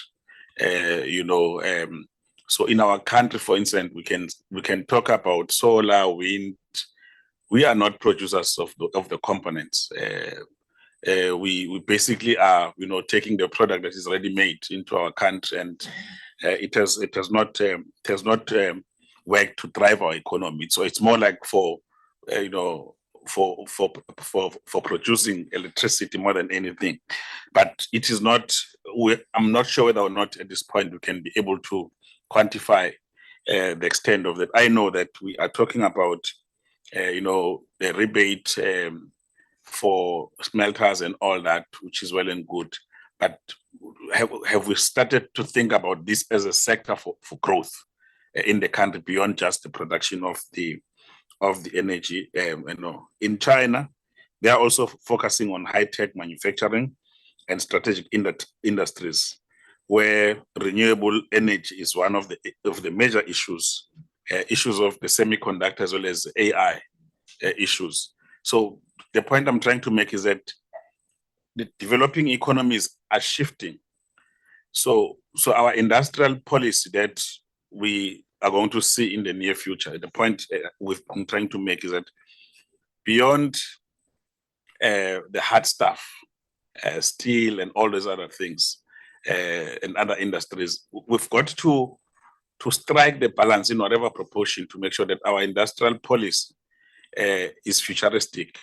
It covers the industries of the future, not just as the by the way issues, but as main anchors of the industrial policy, so that we can be able to project South Africa's economy beyond 2029. So I just thought I will raise that as a concern in the main. Now, and the reason why this point is important, recently the CSIR has released a report or a research report about the arguing about the stronger demand that for smelters there has to be stronger demand for the product, and we seem to be focusing more on policy. So this is one issue that we'll need to look at, and then the issue that was raised by Member Tring about the output, the steel output having declined by almost half between that period and underpinning period that he raised is some of the issues. So I think that we do need to, in the final analysis, begin to say, here are primary industries that are anchoring our South Africa's economy. In the mining, at least we're beginning to make firm proposals, and we need now probably a blueprint on beneficiation and other value addition in the sector. In agriculture, do the same. And then in manufacturing, begin to look at high-tech manufacturing and industries of the future as a complementary balance to ensure that we can be able to sustain this. So I just thought I will add those as an input in dealing with the issues that are before us. Over to you, Minister, and the team. Thank you, Honorable Chair and Honorable Members. If I may ask the DG to conduct his choir first, and then we will come in as the ministry. No, thank you, Minister. Probably in no particular order, but also will allow the colleagues to come in areas that I would have missed, so to speak, Chair. As it's always the case, the department will again submit comprehensive responses in writing, which we always do within the time, and I don't think the committee has had any adverse experiences in that regard, so we will do that indeed. Starting with the Chair's question on renewable energy components that is covered in target 41 of the APP that sets a 10% increase in that regard. So the APP directly a response to that, Chair. And then to speak, for instance, around the performance of CIPC in relation to FATF. Unfortunately, the member is not here. But in principle, the fact that the country has been removed from FATF indicates that we have met the minimum requirements, if not fully performed in relation to that. And with the new review coming later on in 26-27, preparations are already underway to ensure that we address that optimally and the country does not rescind, particularly due to CIPC's performance or otherwise. Many of the issues that were raised speak to the central issue of coordination that the department has to play, first within the department itself, and then between the department and its entities, but more critically and ultimately between the department and the various government departments that are part of the economic cluster.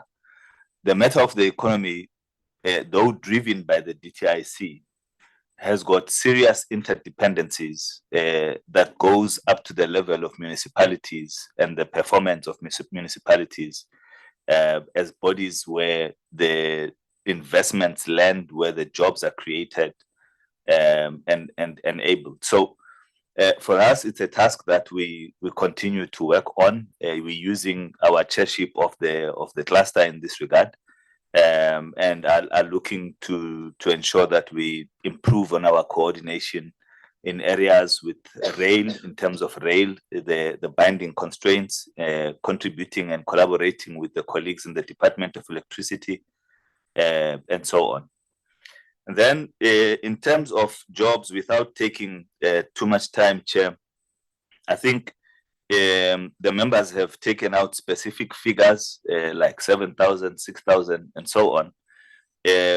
But in total, the department is aiming at creating no less than 100,000 jobs through various instruments. If you're looking at Program 3, Program 6, 7, and 8, where the figures are detailed. And these are jobs that are direct in relation to disbursements by the department.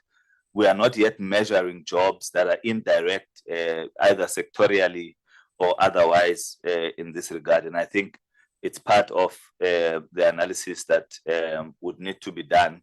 But in many sectors, there is a very clear understanding of externalities and multipliers. And so if it's in a specific sector, we would be able to say that in this sector, one job would result in so many other jobs based on just the fundamentals of that sector. Let me allow colleagues to come through. I think Tatema Kube on designation, PPS and APDP first, and any other that you think you can answer in this regard.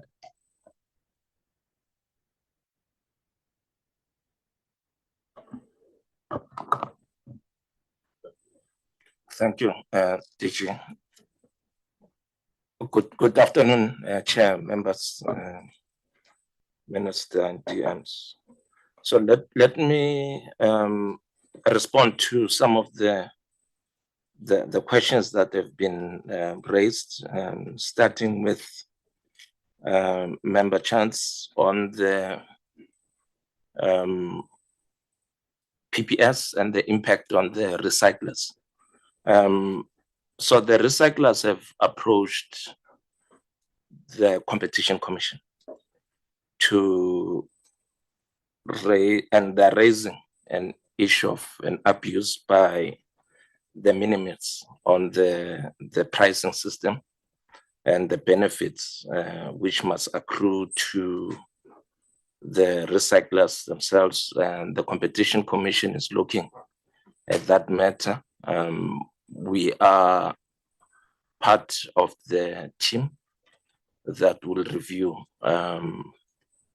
the complaints by the recyclers.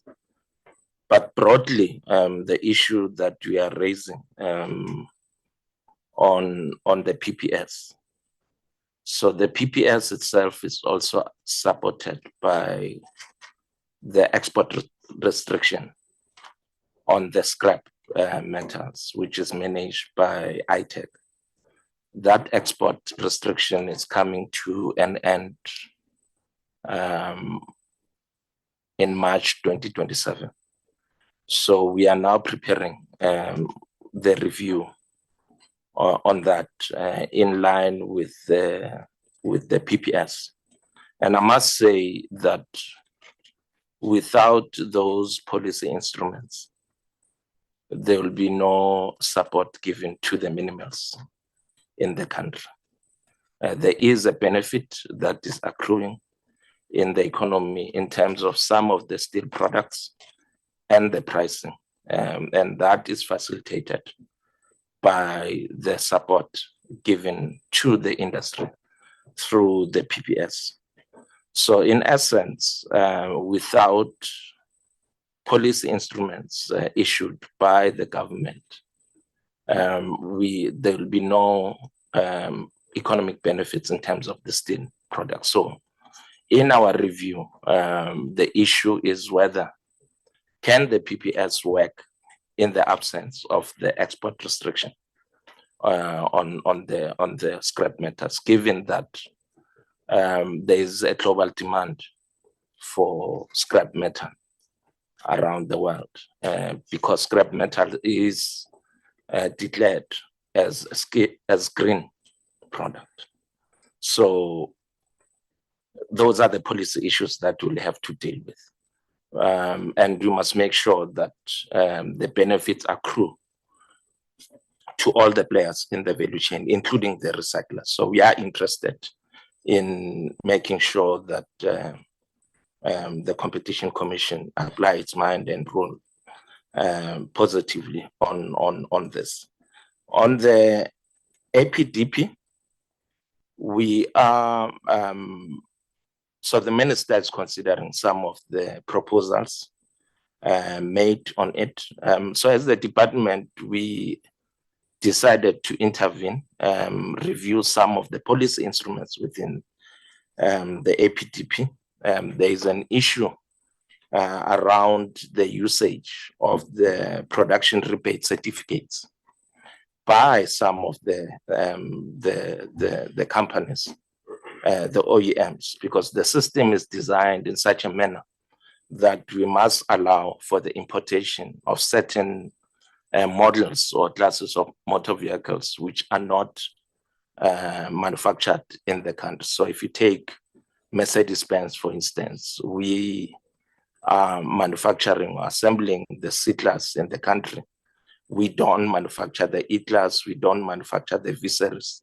So the system is such that we need then to allow Mercedes-Benz to import certain classes which are not manufactured here. And again, allow for the trading of the production rebate certificate to other manufacturers and non-manufacturers in the system. Now that's a problem, and I must emphasize that the issue around the importation of vehicles is not only coming from China. Others are coming from India. So Suzuki is coming from India. There's a huge demand for Suzuki in the country. It's not manufactured here, which is also having an impact in the value chain in general. So we have to deal with that. So we are reviewing the usage of the production rebate certificate. The minister has approved the list of standard materials to be used in the battery manufacturing. So ITEC will be issuing a gazette on that. So it's part of supporting localization of the battery manufacturing. There is a list of standard materials, critical minerals to be used in the manufacturing of batteries. That has been approved. So the gazette will be sent to ITEC for circulation on that. Also, we are seized with the duty of reviewing the semi-knockdown, which is what is called the screwdriver material. Basically, companies importing semi-knockdown kits to be assembled in the country. That is being reviewed. The minister will make a submission, but our view is that in order to support localization, we must minimize semi-knockdown in the country and support completely knockdown kits as part of localization. So that is also what we are doing. And yeah, so the other issue is it's on the industrial policy, which the DG has indicated that is now before cabinet. We went to cabinet, we are asked to review it. We've made the changes, it will go back to cabinet, and once it is there, we will then approve, will come to the committee and present on it. But the points are made on the choices within industrial policy. It must be futuristic. We must anchor the country to play a role in and produce goods which are globally demanded. All right. So your autos, most of the motor vehicles that we produce in the country are being sold globally. There is an emphasis on green, less carbon motor vehicles. So we don't have a choice on decarbonizing of the steel products of the motor vehicles. We need to attract manufacturers in the country as part of limiting our dependence on those imported motor vehicles. And again, the motor vehicles are changing. They are linked to the digital economy. So as a country, we are looking at that. We will be submitting to the minister proposals on the incentives, to attract motor vehicles in the country. And I take the point, Chair, that the role of AI in manufacturing, in the motor vehicle industry, in the health sector. So those are the issues that we are dealing with, Chair. So there is no industrial policy without policy instruments. Tax, it's also important, and that's why we are engaging with the National Treasury. Will engage with that on the ad valorem tax, because that's an important issue in the affordability of motor vehicles, including the PPS. We are dealing with the export tax on chrome. There are differing views whether we need it or not, but we are dealing with that to make sure that we don't overburden the cost of production in the country. So those are the issues that we are dealing with. Thanks. Thank you very much. Susan, if you can take the transformation fund issues, and in the meantime, if Commissioner CIPC can be on standby to come in after Susan on the CIPC matters. Thank you. Thanks, DG. Morning, Chair. Morning, honorable members. Okay. Thanks, Chair. I think just in dealing with the very first one in terms of who are the civil society, when consulting for the Transformation Fund, we went to NETLEC. I think so far we have about 4 workshops. So after we finished collating the comments and everything, we still went back with them to go through the document page by page. So after the consolidation, then they gave inputs both from all the parties of NETLEC, including the business associations and the civil society. So those will be mainly the ones that are NETLEC members. And then with regard to the review, and I guess Minister has stated that the review will be the short term and the long term. So with the short term review, we're looking at regulations and codes that are within Minister's prerogative, which can just be signed off by him through a 60-day public consultation.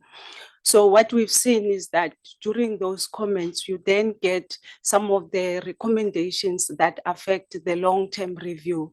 The long-term review is the one that that actually amend the legislation, so which is within the prerogative of Parliament. So the process of the long-term review, obviously the short-term gave effect to the long-term because some of the comments that we received with the short term, they affect the legislative. Similarly, with some of the comments that we received with the transformation fund, such as how do we address the issue of the 3% contribution by other unmeasured entities. So those affect the legislation, so meaning automatically it falls within the long-term review. And then the other element is that why do we then review instead of, why don't we just review instead of us implementing the transformation fund? The transformation fund aggregates what the Act requires us to do, which is the ESG, spending of the Act. So therefore, what we have seen with the report of the BE Commission is that most of the companies were just making a tick box. So we are actually tightening and clarifying for the public to say BE is no longer a tick box. On an annual basis, there are companies that are doing business with the state using the BE certificate. So meaning that there are points that they're scoring, but they're applying that incorrectly. So therefore, that's why the issue of saying let's tighten compliance in making sure it's no longer a tick box, but it becomes impactful while we actually do the review to make sure that the legislation is aligned to the priorities. And then the next one is relating to the Afrexim Bank. I think DG dealt with it because obviously with the Afrexim Bank contribution to the transformation fund is that we're looking at the applications and projects that will be funded directly by the Afrexim Bank. We're also looking at the likes of NEF and SETFA being the intermediaries. So meaning that the applications that falls within the ambit of those entities will then apply and be dealt with them. And then the rest of the ones will go to Afrexim Bank. But then they will then come through the transformation fund. Chair, the next one relates to the EEIP. Currently, the law only allows multinational that are unable to actually sell the equity to use the EEIP. And I think there are certain sectors where EIP, it won't be affected because of how the sector is structured, like for instance, the mining sector. So, but then there are sectors where they are using it. However, what I need to highlight is that the EIP only deals with one element of the scorecards. The other element, companies that are using EIP, they still need to comply with the remainder of the EIP, of the scorecard elements. And then, Chair, I think the last one, it was relating to the amendments with regard to 100% versus majority owned. So obviously, I think one of the key things that we're looking at is that we're looking at sector specific. When we were conducting the sessions with the sector charter councils, some of the recommendations, they were coming from them to say, why don't we incentivize those ones that are able to create more Black-owned enterprises instead of like, while we recognize the majority Black-owned, but you still want to recognize the ones that are giving long-term contracts to the 100% Black-owned. Yes, the sectors, they said they differ. They also require some time to be able to create the 100%. But if we talk about creating more 100% Black-owned, we need to be able to look at procurement for those 100% Black-owned. Thanks, DG. Thanks, Chair. Thank you, Dr. Mangole. If we can ask Commissioner CIPC. Thank you very much, DG. Thank you, Honorable Chair, Honorable Members, and Minister. Thank you for the opportunity and thank you for the question. The question was asked by the Honorable Mdluli, and it was related to the FATF processes around the beneficial ownership and what we have done and what is our readiness, if I got the question correctly. And number one is that the DG is 100% correct. As part of the review process by the FATF, The two areas that the CIPC were responsible for was the area around IO51, which is the creation of what is called a beneficial ownership register. And the second was what is called IO52, which was that make those registers available to law enforcement agencies. And we have met both of those standards. In terms of the report that was released by the FATF, in looking at the review of the South Africa as a jurisdiction, those particular areas were seen to be largely addressed on a couple of levels. One is that the CIPC has a register which has a very large volume, in a sense that we are receiving, due to our processes that we put in place and our automation that we put in place, we receive in the region of 2.6 million unique beneficial ownership filings, simply because we've simplified the process. We've educated industry about their filing requirements, and we continue to receive large volumes regarding that. The other areas that we are now currently dealing with is that there is a new bill that is being proposed in order for us to strengthen the area even more. It's a further omnibus bill, which is under the auspices of National Treasury, who leads what is called the IDC, Interdepartmental Committee on Grey Listing. And the areas that we will be also responsible will be what is called discrepancy reporting, whereby we will share this data with other entities, for example, banks, who will then look at the beneficial ownership data, see if what we have and they have in terms of bank accounts and the like do not equate, and therefore we'll be able to deal with that in terms of our regulatory powers. The other area that we will be able to deal with as part of that particular bill is to give CIPC additional powers as far as the fining regime is concerned. We don't have to go to court. So we'll be able to fine based on what we see on the beneficial ownership data, and we'll be able to take that up. The question is also timely in the sense that we've only crossed the first hurdle, and the first hurdle was to get us out of the grey listing. We've just started a new process. I was at a meeting at the South African Reserve Bank on Friday, where all the heads of entities, the heads of departments, law enforcement agencies, we all had a very big meeting to say that we need to prepare for what is called a peer review, because we will be reviewed now once again to say that, okay, you put all of this in place, you've been removed from the grey listing, let's see if you've implemented everything that you've stated that you've implemented. This review process will start in the next month or two. It will run all the way until next year, 2027, when another report will be given of whether we have met our commitments or not. So we're fully on board. We have met all our commitments. We continue to refine the process, and we continue to be fully aligned as far as the grey listing removal is concerned and the peer review is concerned. We've met our obligations. Thank you. Thank you, Commissioner. CFO. Thank you, DG. I will be responding to Honorable Khoza. Yes. This is on the issue of the budget not being linked to programs and so forth. Yes. There is a slide, it's slide number 34, which looks at the budget distribution. If you zoom into that slide, you will note that a good 65% of our budget goes directly to programs that drive industrialization, that drive infrastructure investments, that drive programs that are linked to job creation. So those talk to the DTIC incentives, which is the 35%. It talks to the external programs, which would include programs such as your clothing and textile. It talks to your infrastructure investment as well. So all these are linked specifically to programs that are driving the mandate of the department and the key priorities of government. And then 15.41% goes to our entities. And also within the entities, yes, there's operational, but the entities are driving the mandates, which are linked to the overall priorities of government. So you will note that overall, that 82%, which is transfers, it's going specifically to programs and entities in terms of them driving the economy. So all those programs is linked to that.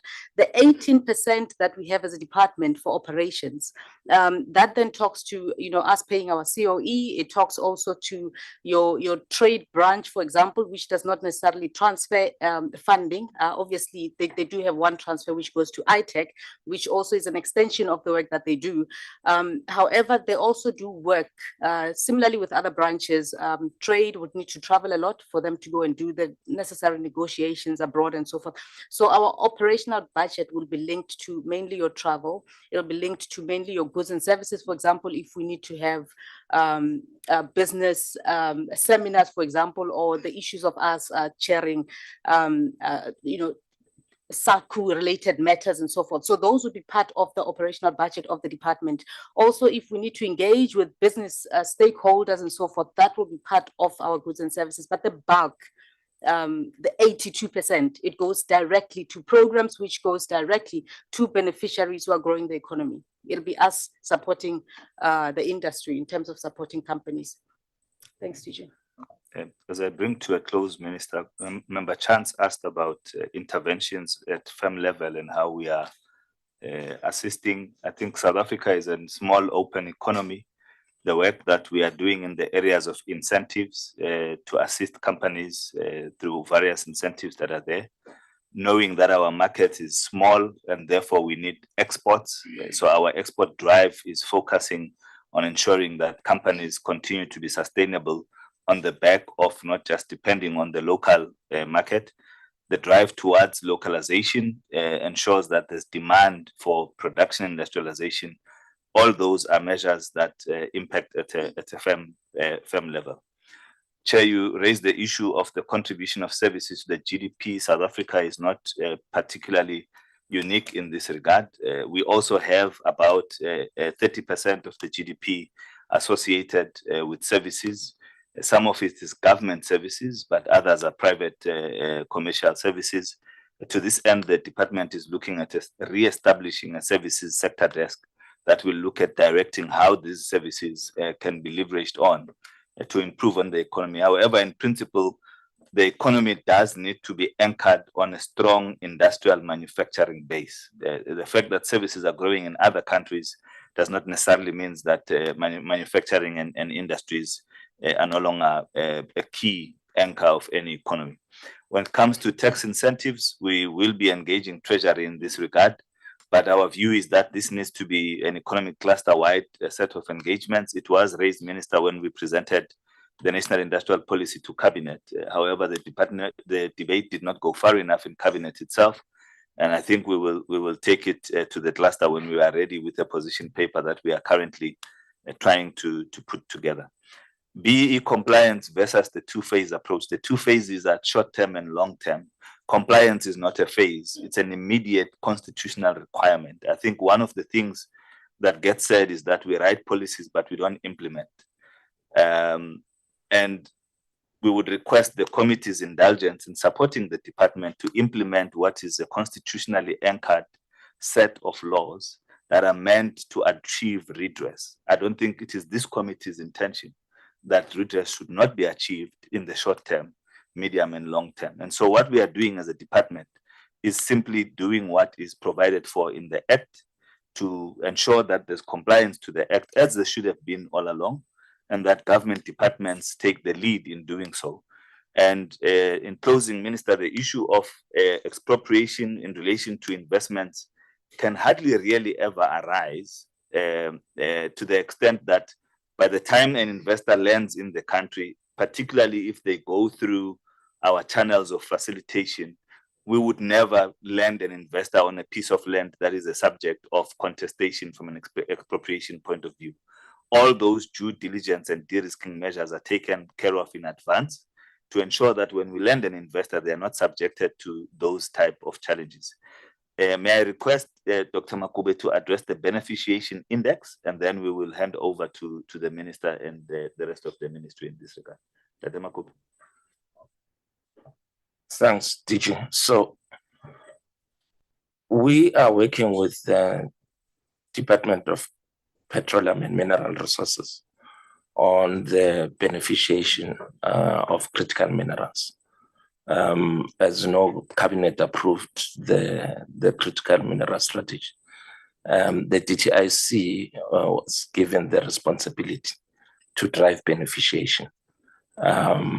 So there is a task team made up of IDC, the Council for Geosciences, to look at the minerals which we can direct investments for scaling up.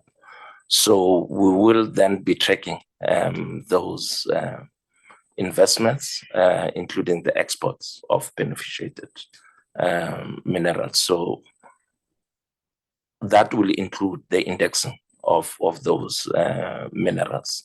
And let me say maybe after 3 months or so, we should be able to track what we are exporting. But it's not only the tracking of index, it's to make sure that we also provide the necessary support to produce the minerals in the country, including the support for exploration. So when the time is right, we will then provide a response on progress. Thanks.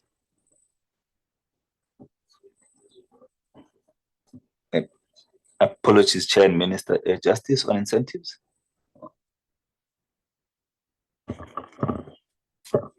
Good afternoon, Chair.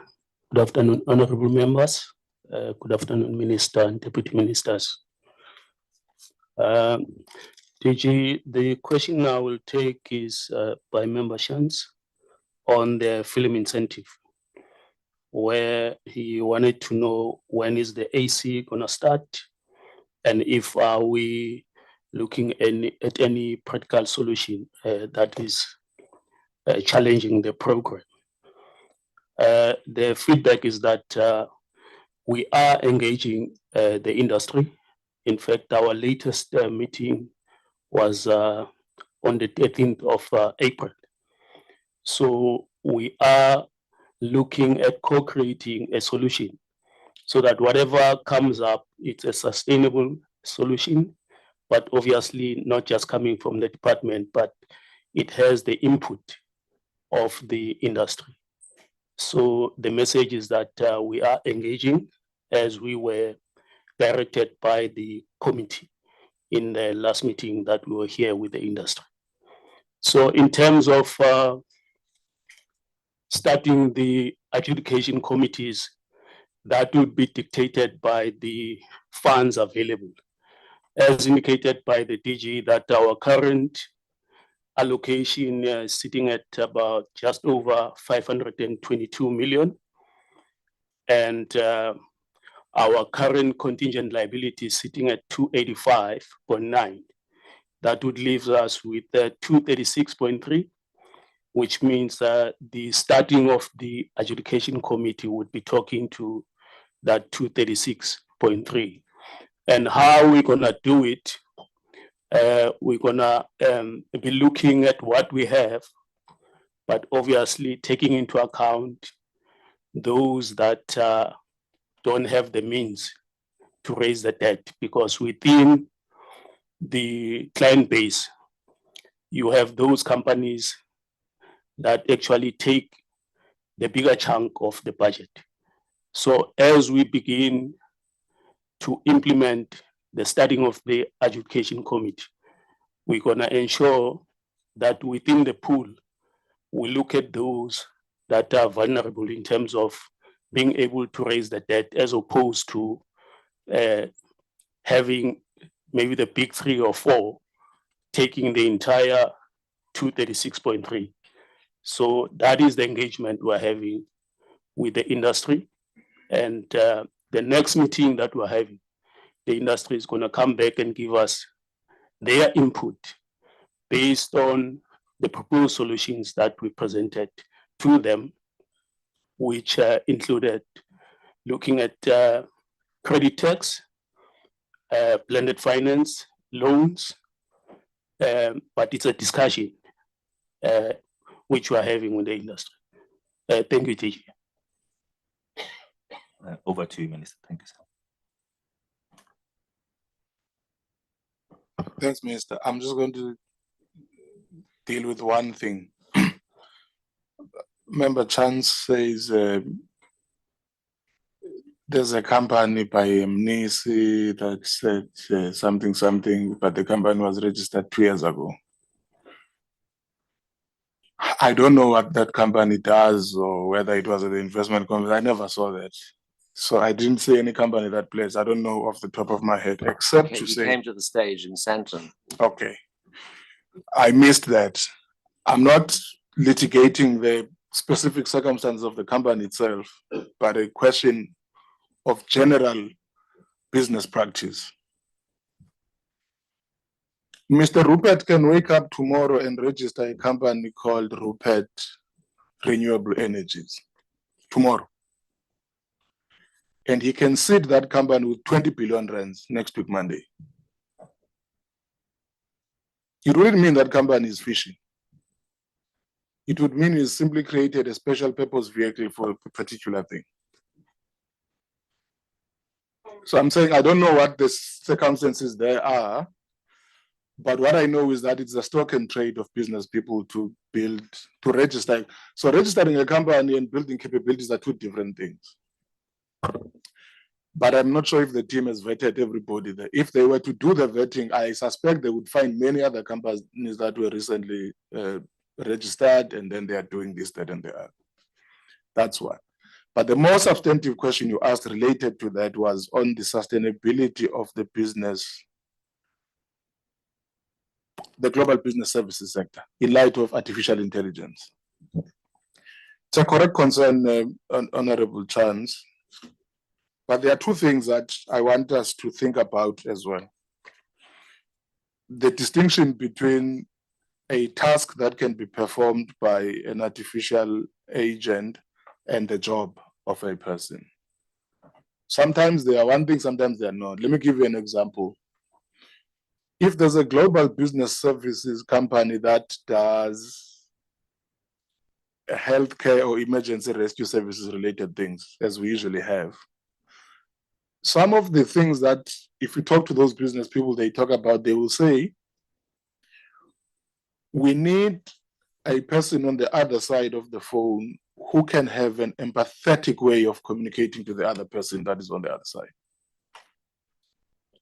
So the value there is not the phone call that comes in and says, are you okay? It's whether the person can form an emotional bond with the other one in order to reassure them. So that's what insurance firms that do GPS things focus on. That's the one part of it. The second one would be an algorithm can do things, but some of the algorithms must be prompted by a knowledgeable person. So there are instances where the relationship between the person on the job and the AI itself doesn't lead to job replacement. But there are instances where AI leads to the complete removal of a human being. And that's a global phenomenon. So we are looking at that and trying to see how far is the South African economy going to go in surviving that one. So it's dicey, but there are opportunities that arise, but there are also threats that arise as well. It's the same as someone saying, what will be the future of Uber, for instance, when fully automated vehicles become a thing, right? So we now know that there are Uber drivers who are driving people around, but once you have that development in the auto sector and the cars start to drive themselves, it means you'll have less Uber drivers in there. So you can't stop that progression of technology, but you have to think about what other opportunities are emerging in the global business services space and how do we capitalize on those.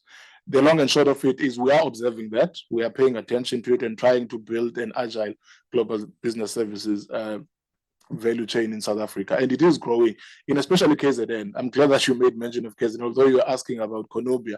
If you go to Mhlanga, there's quite a large concentration of global business services firms in South Africa. In some of them, if you walk into their operational centers, they're actually servicing clients across the world. So they would have a huge map of the world and they say, we are doing this number of states in the US, we're doing this number of states in Europe, and then. So South Africa is quite competitive on that. And sometimes our competitive edge is something as simple as our accent. I got to be told that actually some of them, they prefer South Africa because our accent is discernible in Europe and the US and in different parts of the world and in Australia. So we have that advantage. So, and they also make the point that we're actually more friendly than other people. Apparently, when we are on the phone as helping people through problems, South Africans have the ability to to be, but I don't know, apparently we joke, but we make people feel good about themselves. And then they prefer us as a destination for that. And that sector is growing. We will still do our level best to improve it. As I say, I don't know who the municipal person was, but it doesn't raise alarms to me that it was registered 2 years ago. If there's anything sinister, we have to look into it, but not purely because of the date of registration of the firm. You could develop chance proprietors tomorrow, and you will be bringing your expertise. It's just that you went to the CIPC tomorrow. It wouldn't mean that inherently there's something wrong with that. Thank you very much. Thank you very much. Maybe just before the minute of Deputy M, apologies. Can I go? Thank you, Chairperson, and thank you, Minister, for the opportunity. First, allow me to appreciate the work that the officials have put into this document, but also the members of Parliament who obviously interrogate the document as well. Chairperson, I am appreciative of the fact that this committee understands the critical role that other departments, almost 99% of the other departments, play in job creation and economic growth. And that while DTIC does sit at the center of this priority, we are reliant on other departments and other spheres of government. And if I can use a basic example of the fact that DTIC can open the trade route, but if the cargo can't get on freight to the ports, if it gets stuck at the ports, then we become an unreliable trade partner. And we can fund a factory, but if that factory can't operate because they don't have reliable energy or reliable water, it doesn't work. And that is why the coordination efforts that is spearheaded by the presidency is underway. And I mean, just another example, if workers can't get to work safely, if we don't address the situation of extortion and crime and corruption, then that once again increases the cost of doing business. And there was a lot mentioned on the topic of investment. And my reading shows that there has been a significant stabilization, even growth of investor confidence in South Africa. And understandably, after, you know, a national election like the one we just had, there would be some uncertainty. But as long as, and naturally going into local government elections, there will be some uncertainty there again, because municipalities sit with so much of that ease of doing business functioning, for example, licensing. And that is why, as long as government, we handle ourselves democratically with maturity and having the best people, the people's interests at heart, investor confidence will once again stabilize and again improve. And if the colleagues were at the South African, the most recent one, the South African Investment Conference, the president in his remarks, you know, spoke about the constraints of state monopoly and the work that's being done, particularly in the Department of Energy and Transport, on unbundling Eskom and some of those transport corridors to open up the market. And that just goes to speak that the private sector partnership is incredibly important in our growth agenda, so that us as government, we can focus on those structural constraints that are holding us back. I mean, it's in DTIC's own mandate that our role is to create that predictable environment. And I use an example, Chairperson, sometimes, especially the public, you know, get very impatient. They see these big numbers on the screens and that there are pledges, but where are the jobs that follow? And I recently visited a company who pledged 10.2 billion Rand at the conference, and they are hopefully going to break ground this October. And with that, they'll bring approximately 20,000 construction jobs and a further 30,000 sustainable jobs. But to get to that place, it took them 5 years of reports, 5 years of assessment studies, etc. And once again, they are still being a little delayed because government is sitting on appeals and sitting on licensing for them to, you know, proceed, which can, you know, hold back those jobs. And I do think, you know, Chairperson, we must be mindful that almost everybody in this room, public reps, us as government, public servants, you know, we serve at the behest of the people. And at the moment, our people, our youth are crying out for jobs. And I struggle to believe that, you know, somebody who's going hungry or a father who's unable to feed their children their first priority is the color of somebody's skin, giving them the dignity of a sustainable job with a livable wage. And so just like I don't ask the color of the skin of my doctor or the paramedic trying to save my life, and some people don't ask the color of the lawyer's skin trying to keep them out of jail. And it's also why, government developed the equity equivalent investment program for multinationals, because how does government in the face of this high unemployment say no to jobs if there is a compromise or a mutual beneficial solution to all of this? So, SA cannot signal domestically or internationally that we are close to investors and businesses, and that, or because we lack maybe the capacity to be objective and adaptive in our approach, and that we do need to start placing, South Africa's interests above of that of politicians. So thank you, Chairperson.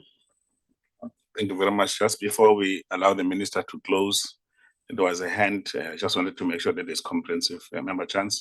Thank you, Chair. I just want to make two points in response to the responses. The first is to say that BEE is not a constitutional imperative. Redress for the injustices of the past is a constitutional imperative. The question is how you do it. So that's why the review of BEE is necessary. Is it the right instrument to achieve the redress of the injustices of the past? The second point I want to make is the point that the DG was referring to in terms of support for services. And I had a call yesterday from a Southampton-based company. They employ about 170 people in the digital marketing services sector, and they've just opened an office in Amsterdam with 2 employees to try and expand their export market. And he was saying, what assistance is there out there from the DTIC to help a small business like us? And I just want to urge the department that the focus should very much be on supporting those sorts of businesses as well, because they do have and I'm not saying that it doesn't exist, but to promote it and make it more visible, and particularly through the FERs and other instruments that are available to support businesses that are trying to export and open international markets. Thanks, Chair. And then, colleagues, let's be careful and not be reckless about things, because BEE is a legislation in South Africa. It's not, we didn't fetch it from the bush. So we've got to be careful about things we say, because if you want to replace it, no problem. There's a democratic process in which it has to be done, because it was not done somewhere in the corner by people who are mad. It's a legislation that we all have to respect for as long as it exists. So I'm not going to move away from that. The question I wanted to address, Minister, just before you come in, the colleague who spoke about incentives, what you can do in the soccer match, if you've agreed that you're going to have 12 players for 90 minutes, you can't in the middle of a game, you change other team, you give them 20. So there's a set rule for incentives. The problem here is the money. It's not the program itself, because nobody has complained that this incentive is wrong. What you are telling us, you want to change the rule of the game in the middle of the game. We've got to solve the money problem. And I think the minister is capable to talk to us on what are the things that we could look at put on the table, so that we have a solution for the existing problem, not start a new problem, because it means all the time when we encounter problems, we must think, okay, what do we do? We can't do that. So I just wanted to emphasize that, so that when the minister gives us a comprehensive and we agree that, okay, here is the way forward, because we have been discussing, actually this committee is on record at the level of incentives, or the level of NEF, on what we thought could be possible solutions. And I'm confident, and the minister once wrote to us, responded that he's looking into those issues on how those things could be funded.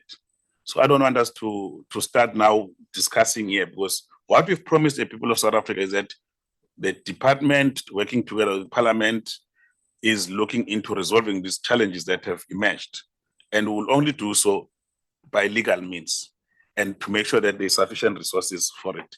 So what we can take out is the story that, no, we want to change, we want to consider tax credit, we want to consider blended finance, we want to consider loan. We are talking about the incentive that is existing, that has got financial problems, and we've got to deal with that. Over to you, GM. Just on that one, Chair, you are absolutely correct. I think the DDG was explaining a strategy going forward. So it's a two-track thing. There's something we're doing in trying to solve for the problem as it exists. We are not in a position to give details now because there's a legal loop that we're trying to work around so that we are clear that the money can be accounted for in a correct way. That's one. That's because the National Treasury has not been able to give us more money from fiscal allocation. So we're trying to find money within the system, but to see how that could be structured. That's one. The part that the DG was explaining relates to a conversation we are having with the industry on how, and this is also their own contributions on how we could build a much more sustainable incentive scheme that avoids returning to this current problem of being oversubscribed. So those are two separate things. Can I just also suggest that, Honorable Chance, when a company calls you again, please call the DTIC officials. So we have something called the Export Marketing Unit. They would have helped that company with the Amsterdam question. And of course, the FERs are going to be across many other jurisdictions as well too. They must stop abusing you. You are a member of parliament. You don't, it's not your work to give them that sort of support. But when they do call you, please direct them to our officials who will certainly assist them. I'm glad if you did. We'll assist them. Thank you very much. Over to you, Minister, so that we can conclude. And thank you very much, Chair. And once again, thank you to the members. There are a number of questions that have been raised that are linked directly to the APP. Where can you demonstrate that this is happening? That you're placing emphasis on this, that, or the other. In their nature, there are detailed questions that would require that we go into the individual indicators. To demonstrate, I'd like to suggest that we do that through a written response so that we are able to link the question to the specific area or indicator that would respond to that question. Now, coming to the issue of the issues raised by Member Tring, amongst others, these are matters to be covered in the industrial policy. What direction I'm taking, where are we placing greater emphasis on investments, what prioritization happens within the department, but then all of government approach to prioritization. What are the spending priorities of government to enable growth and industrialization? And one of the things that have been raised is by colleagues reported and said, we went to cabinet with industrial policy, and cabinet said, no. You also have to come back with what choices we need to make to enable that industrial policy to be achieved. So we will be going back to cabinet with the comments that they've given us so that we can get the necessary approvals and then be able to drive the implementation of that agenda. Now, you spoke about the issue of implementation, which presents as a huge challenge across the board. We've tried to write the indicators in such a way that they enable implementation. It is not always easy. We spend inordinate amounts of time negotiating with the teams about just how you wrote the indicator and how much is not making an impact. I'm sure if they were to share the anecdotes, it could demonstrate, I think, the level of emphasis that we're placing. The level of emphasis that we're placing on implementation. And sometimes we have to get uncomfortably close to the action to get the teams to implement. I mean, we literally, in certain instances, have bi-weekly engagements on particular programs that we've prioritized. So, for example, you'd say, okay, we've agreed on the Clean Trade and Investment Partnership with the EU. Where's the implementation plan? And you literally have to work with the colleagues to get us to a point of implementation. What are the next steps? The ideal is that it would automatically happen after the agreement is signed. But it's not as automatic as the expectation would be. And we have to get that uncomfortably close to the action to get implementation to happen. It is a matter that we are placing great emphasis on, because the way in which you write your APPs, the way in which you write your business plans, will demonstrate whether in fact you can make an impact. And to the extent that, I mean, we have a common saying in the department that we don't want indicators that are about producing paper. Because it's very easy to say we will produce an industrial policy, we'll have an agreement with this country and that other country, we will have a review of this, that, or the other, APTP, and what. And it sounds like it's very impactful indicators, when in fact, at the end of the year, what you have done is to advertise, get a consultant, they write a document, and you produce it as evidence. Those things happen. And we kind of have to discipline ourselves as a department to getting indicators that make a significant impact, and that is what we want to measure ourselves against. Now, Member Chan says it should be the other way around, because there's no policy, there's no framework. I seem to recall that, in fact, we published and came to committee and said, here's a draft policy on the transformation fund. We published it for public comment. We received the public comments. We internalized those public comments. They significantly altered the initial draft. We finalized the policy. So you can't say there's no policy. It's not true. There's a policy. We've now agreed to publish it on the website. We've now got a compendium of what constitutes the policy that's now official. So we've got a huge version, voluminous document, and then we've published well, it's not even an executive summary, but a fairly more concise document that constitutes the transformation fund policy. So it's not true that there's no policy. There is. The second question is, in the process, you make decisions on the basis of evidence that does not exist. That also can't be true. It can't be true because the BBBE Commission publishes annual reports on what happens in relation to transformation in this country. So we have the evidence. So if you're asking for how do you arrive at certain decisions, we can demonstrate to you what evidence we have. And at least in the committee, nobody has said we've reviewed those reports and there are these flaws in the reports. So we know what works and what doesn't work, why we should intervene in certain instances. It is not because we thumbsuck these things, it is because we've reviewed the reports that come from the charter councils, the sector charter councils, from the commission, and we've reviewed them and said, but here are the gaps, let's fix this here. This is how we can improve implementation. Our responsibility is to implement law. The Broad-Based Black Economic Empowerment Act is law of the country. And to the extent that it is implemented, we have the responsibility to ensure that it is done efficiently and has the maximum impact that it should. I mean, I would worry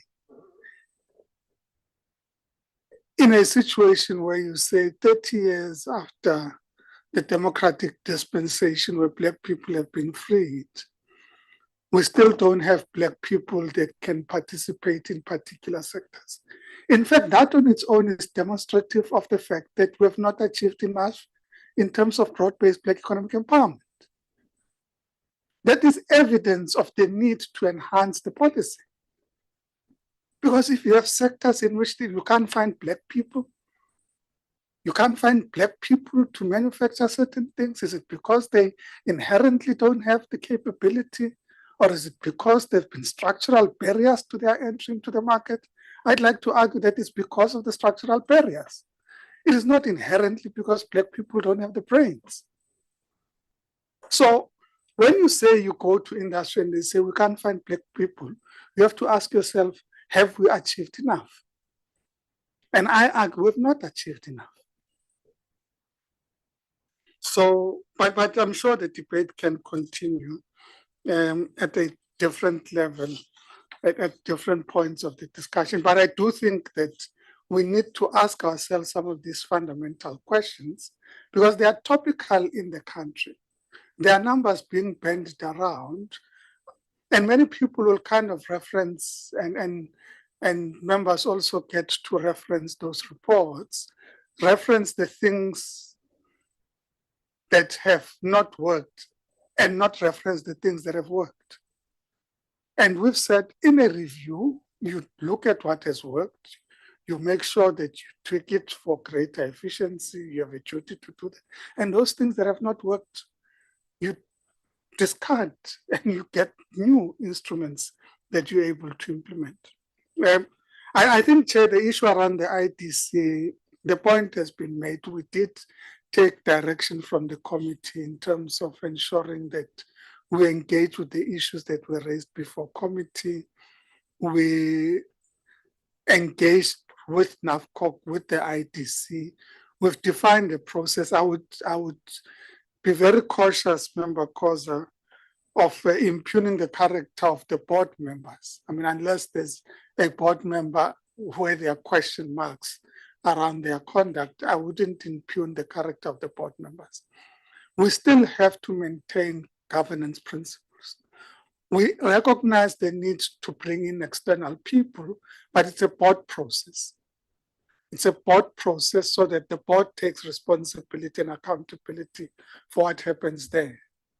It is not inherently because we don't think that it shouldn't just be a board committee, but we thought it's important that you also enhance the committee with external expertise that would help us deal with the issues. Just on the issues, Chair, as I conclude, because I thought on the issues around the implementation of the Africa Continental Free Trade Area, if you look at the APP, it does place greater emphasis in certain instances in areas that are extremely difficult to implement, such as countries that have ratified protocols and so on. It almost imposes a responsibility on us to go to other countries to ratify those protocols. The APPs go to the extent that they talk about market access in certain instances so that you're able to drive implementation. They talk about investments through the Afreximbank partnership, which in fact is not 3 billion. It's not a 3 billion partnership. I know that we isolate the 3 billion because it goes towards transformation. But the partnership is much more than the 3 billion that goes towards transformation. There's a commitment of $8 billion that's going to the entire economy. The problem is that we will question the one that goes towards transformation and Black people, and the rest is okay. There's a 3 billion that goes towards an insurance and reinsurance scheme. It covers the entire economy. It's part of the package when we're talking about the Afreximbank partnership and the program that we're working on. So, of course, a component of it goes towards transformation. But that's not all of the money that's going into the Afreximbank partnership. But part of that partnership is about ensuring that we build the capability and opportunities for enterprises in the country to participate in the export market. We build the capability of Black people, Black component manufacturers that would be able to trade in component manufacturing. Now, you know, okay, I shouldn't go back to PEE. I think I've made the point. So it's safe to say, Chair, that there are a number of points that have been raised that would require some detailed answers. And given the time limitation, I think we can stop there. Thank you very much. No, thank you very much, Minister and the team. Let me also thank my colleagues. I know that they are very radical in raising their views, but at least we have a mechanism to self-correct. On the issue of the IDC, I completely agree that what we should do as the attitude to the committee is that there's a new board. We have a date to meet with them for the first time. They've been recently appointed, almost all of them, with an exception of 2 or 3 who were later returned. And we've asked them to come and share with us their new vision, in which is going to be a social contract in which we're going to hold them accountable. So for now, there should be no impression created in the meeting that there's a particular board member that we have we're targeting. We might have misunderstood one or two things. So I think that's the important thing that we must say on record. And secondly, commend the department for ensuring that it works with the committee oversight in almost recreating this new vision in which we are almost 98, 99% agreeing about how we should take the department forward as the oversight body. So I think that's a very important thing. In terms of the GNU, which we've tried to make sure that it's not a subject of the portfolio committee, because we are just an integral part of that particular process. We've always sought, even on things we fundamentally and ideologically don't agree with, to manage toxicity. We've shied away from those things. And we have noted this thing that there's this deliberate attempt to make sure that we are forced to talk outside of the statement of intent, which none of us here can account for, which was a basis in which we form government. And disagreement will always arise. There's no problem with disagreement, but once they degenerate to the level where we think we are people who can't think, I think there's a big problem, and we'll have to find a way in which you can manage that. In terms of the process, between the 6th and the 8th of May, we'll be expected as parties to draft our recommendations as well as conclusions, which are going to be finalized on the 8th of May. And then the budget vote 39 is on the 26th of May, where all of us are going to participate. So we urge members to take into consideration that some of the things we have deliberated here, some we've agreed, even those that we've disagreed. Let's try and do so with respect and ensure that we can still raise fundamental issues without degenerating, because it just kills that. This committee has not operated like that. When we disagree, we have to disagree with you substantively, so that when we live here, we live together and being common that we're together. So I want to implore all the members and the ministerial team to make sure that we just keep that decorum that we have kept over time, just on how we raised issues. With that, we apologize for the delay. We couldn't, and the fault is on our team. We couldn't get the technology right, and it was disadvantaging the entire participants that are in the program, but we'll do it next time better. Thank you very much. The meeting is adjourned.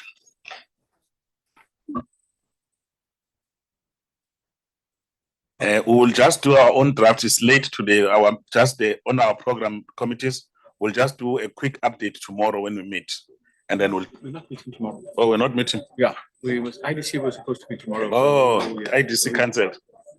So we can in the morning.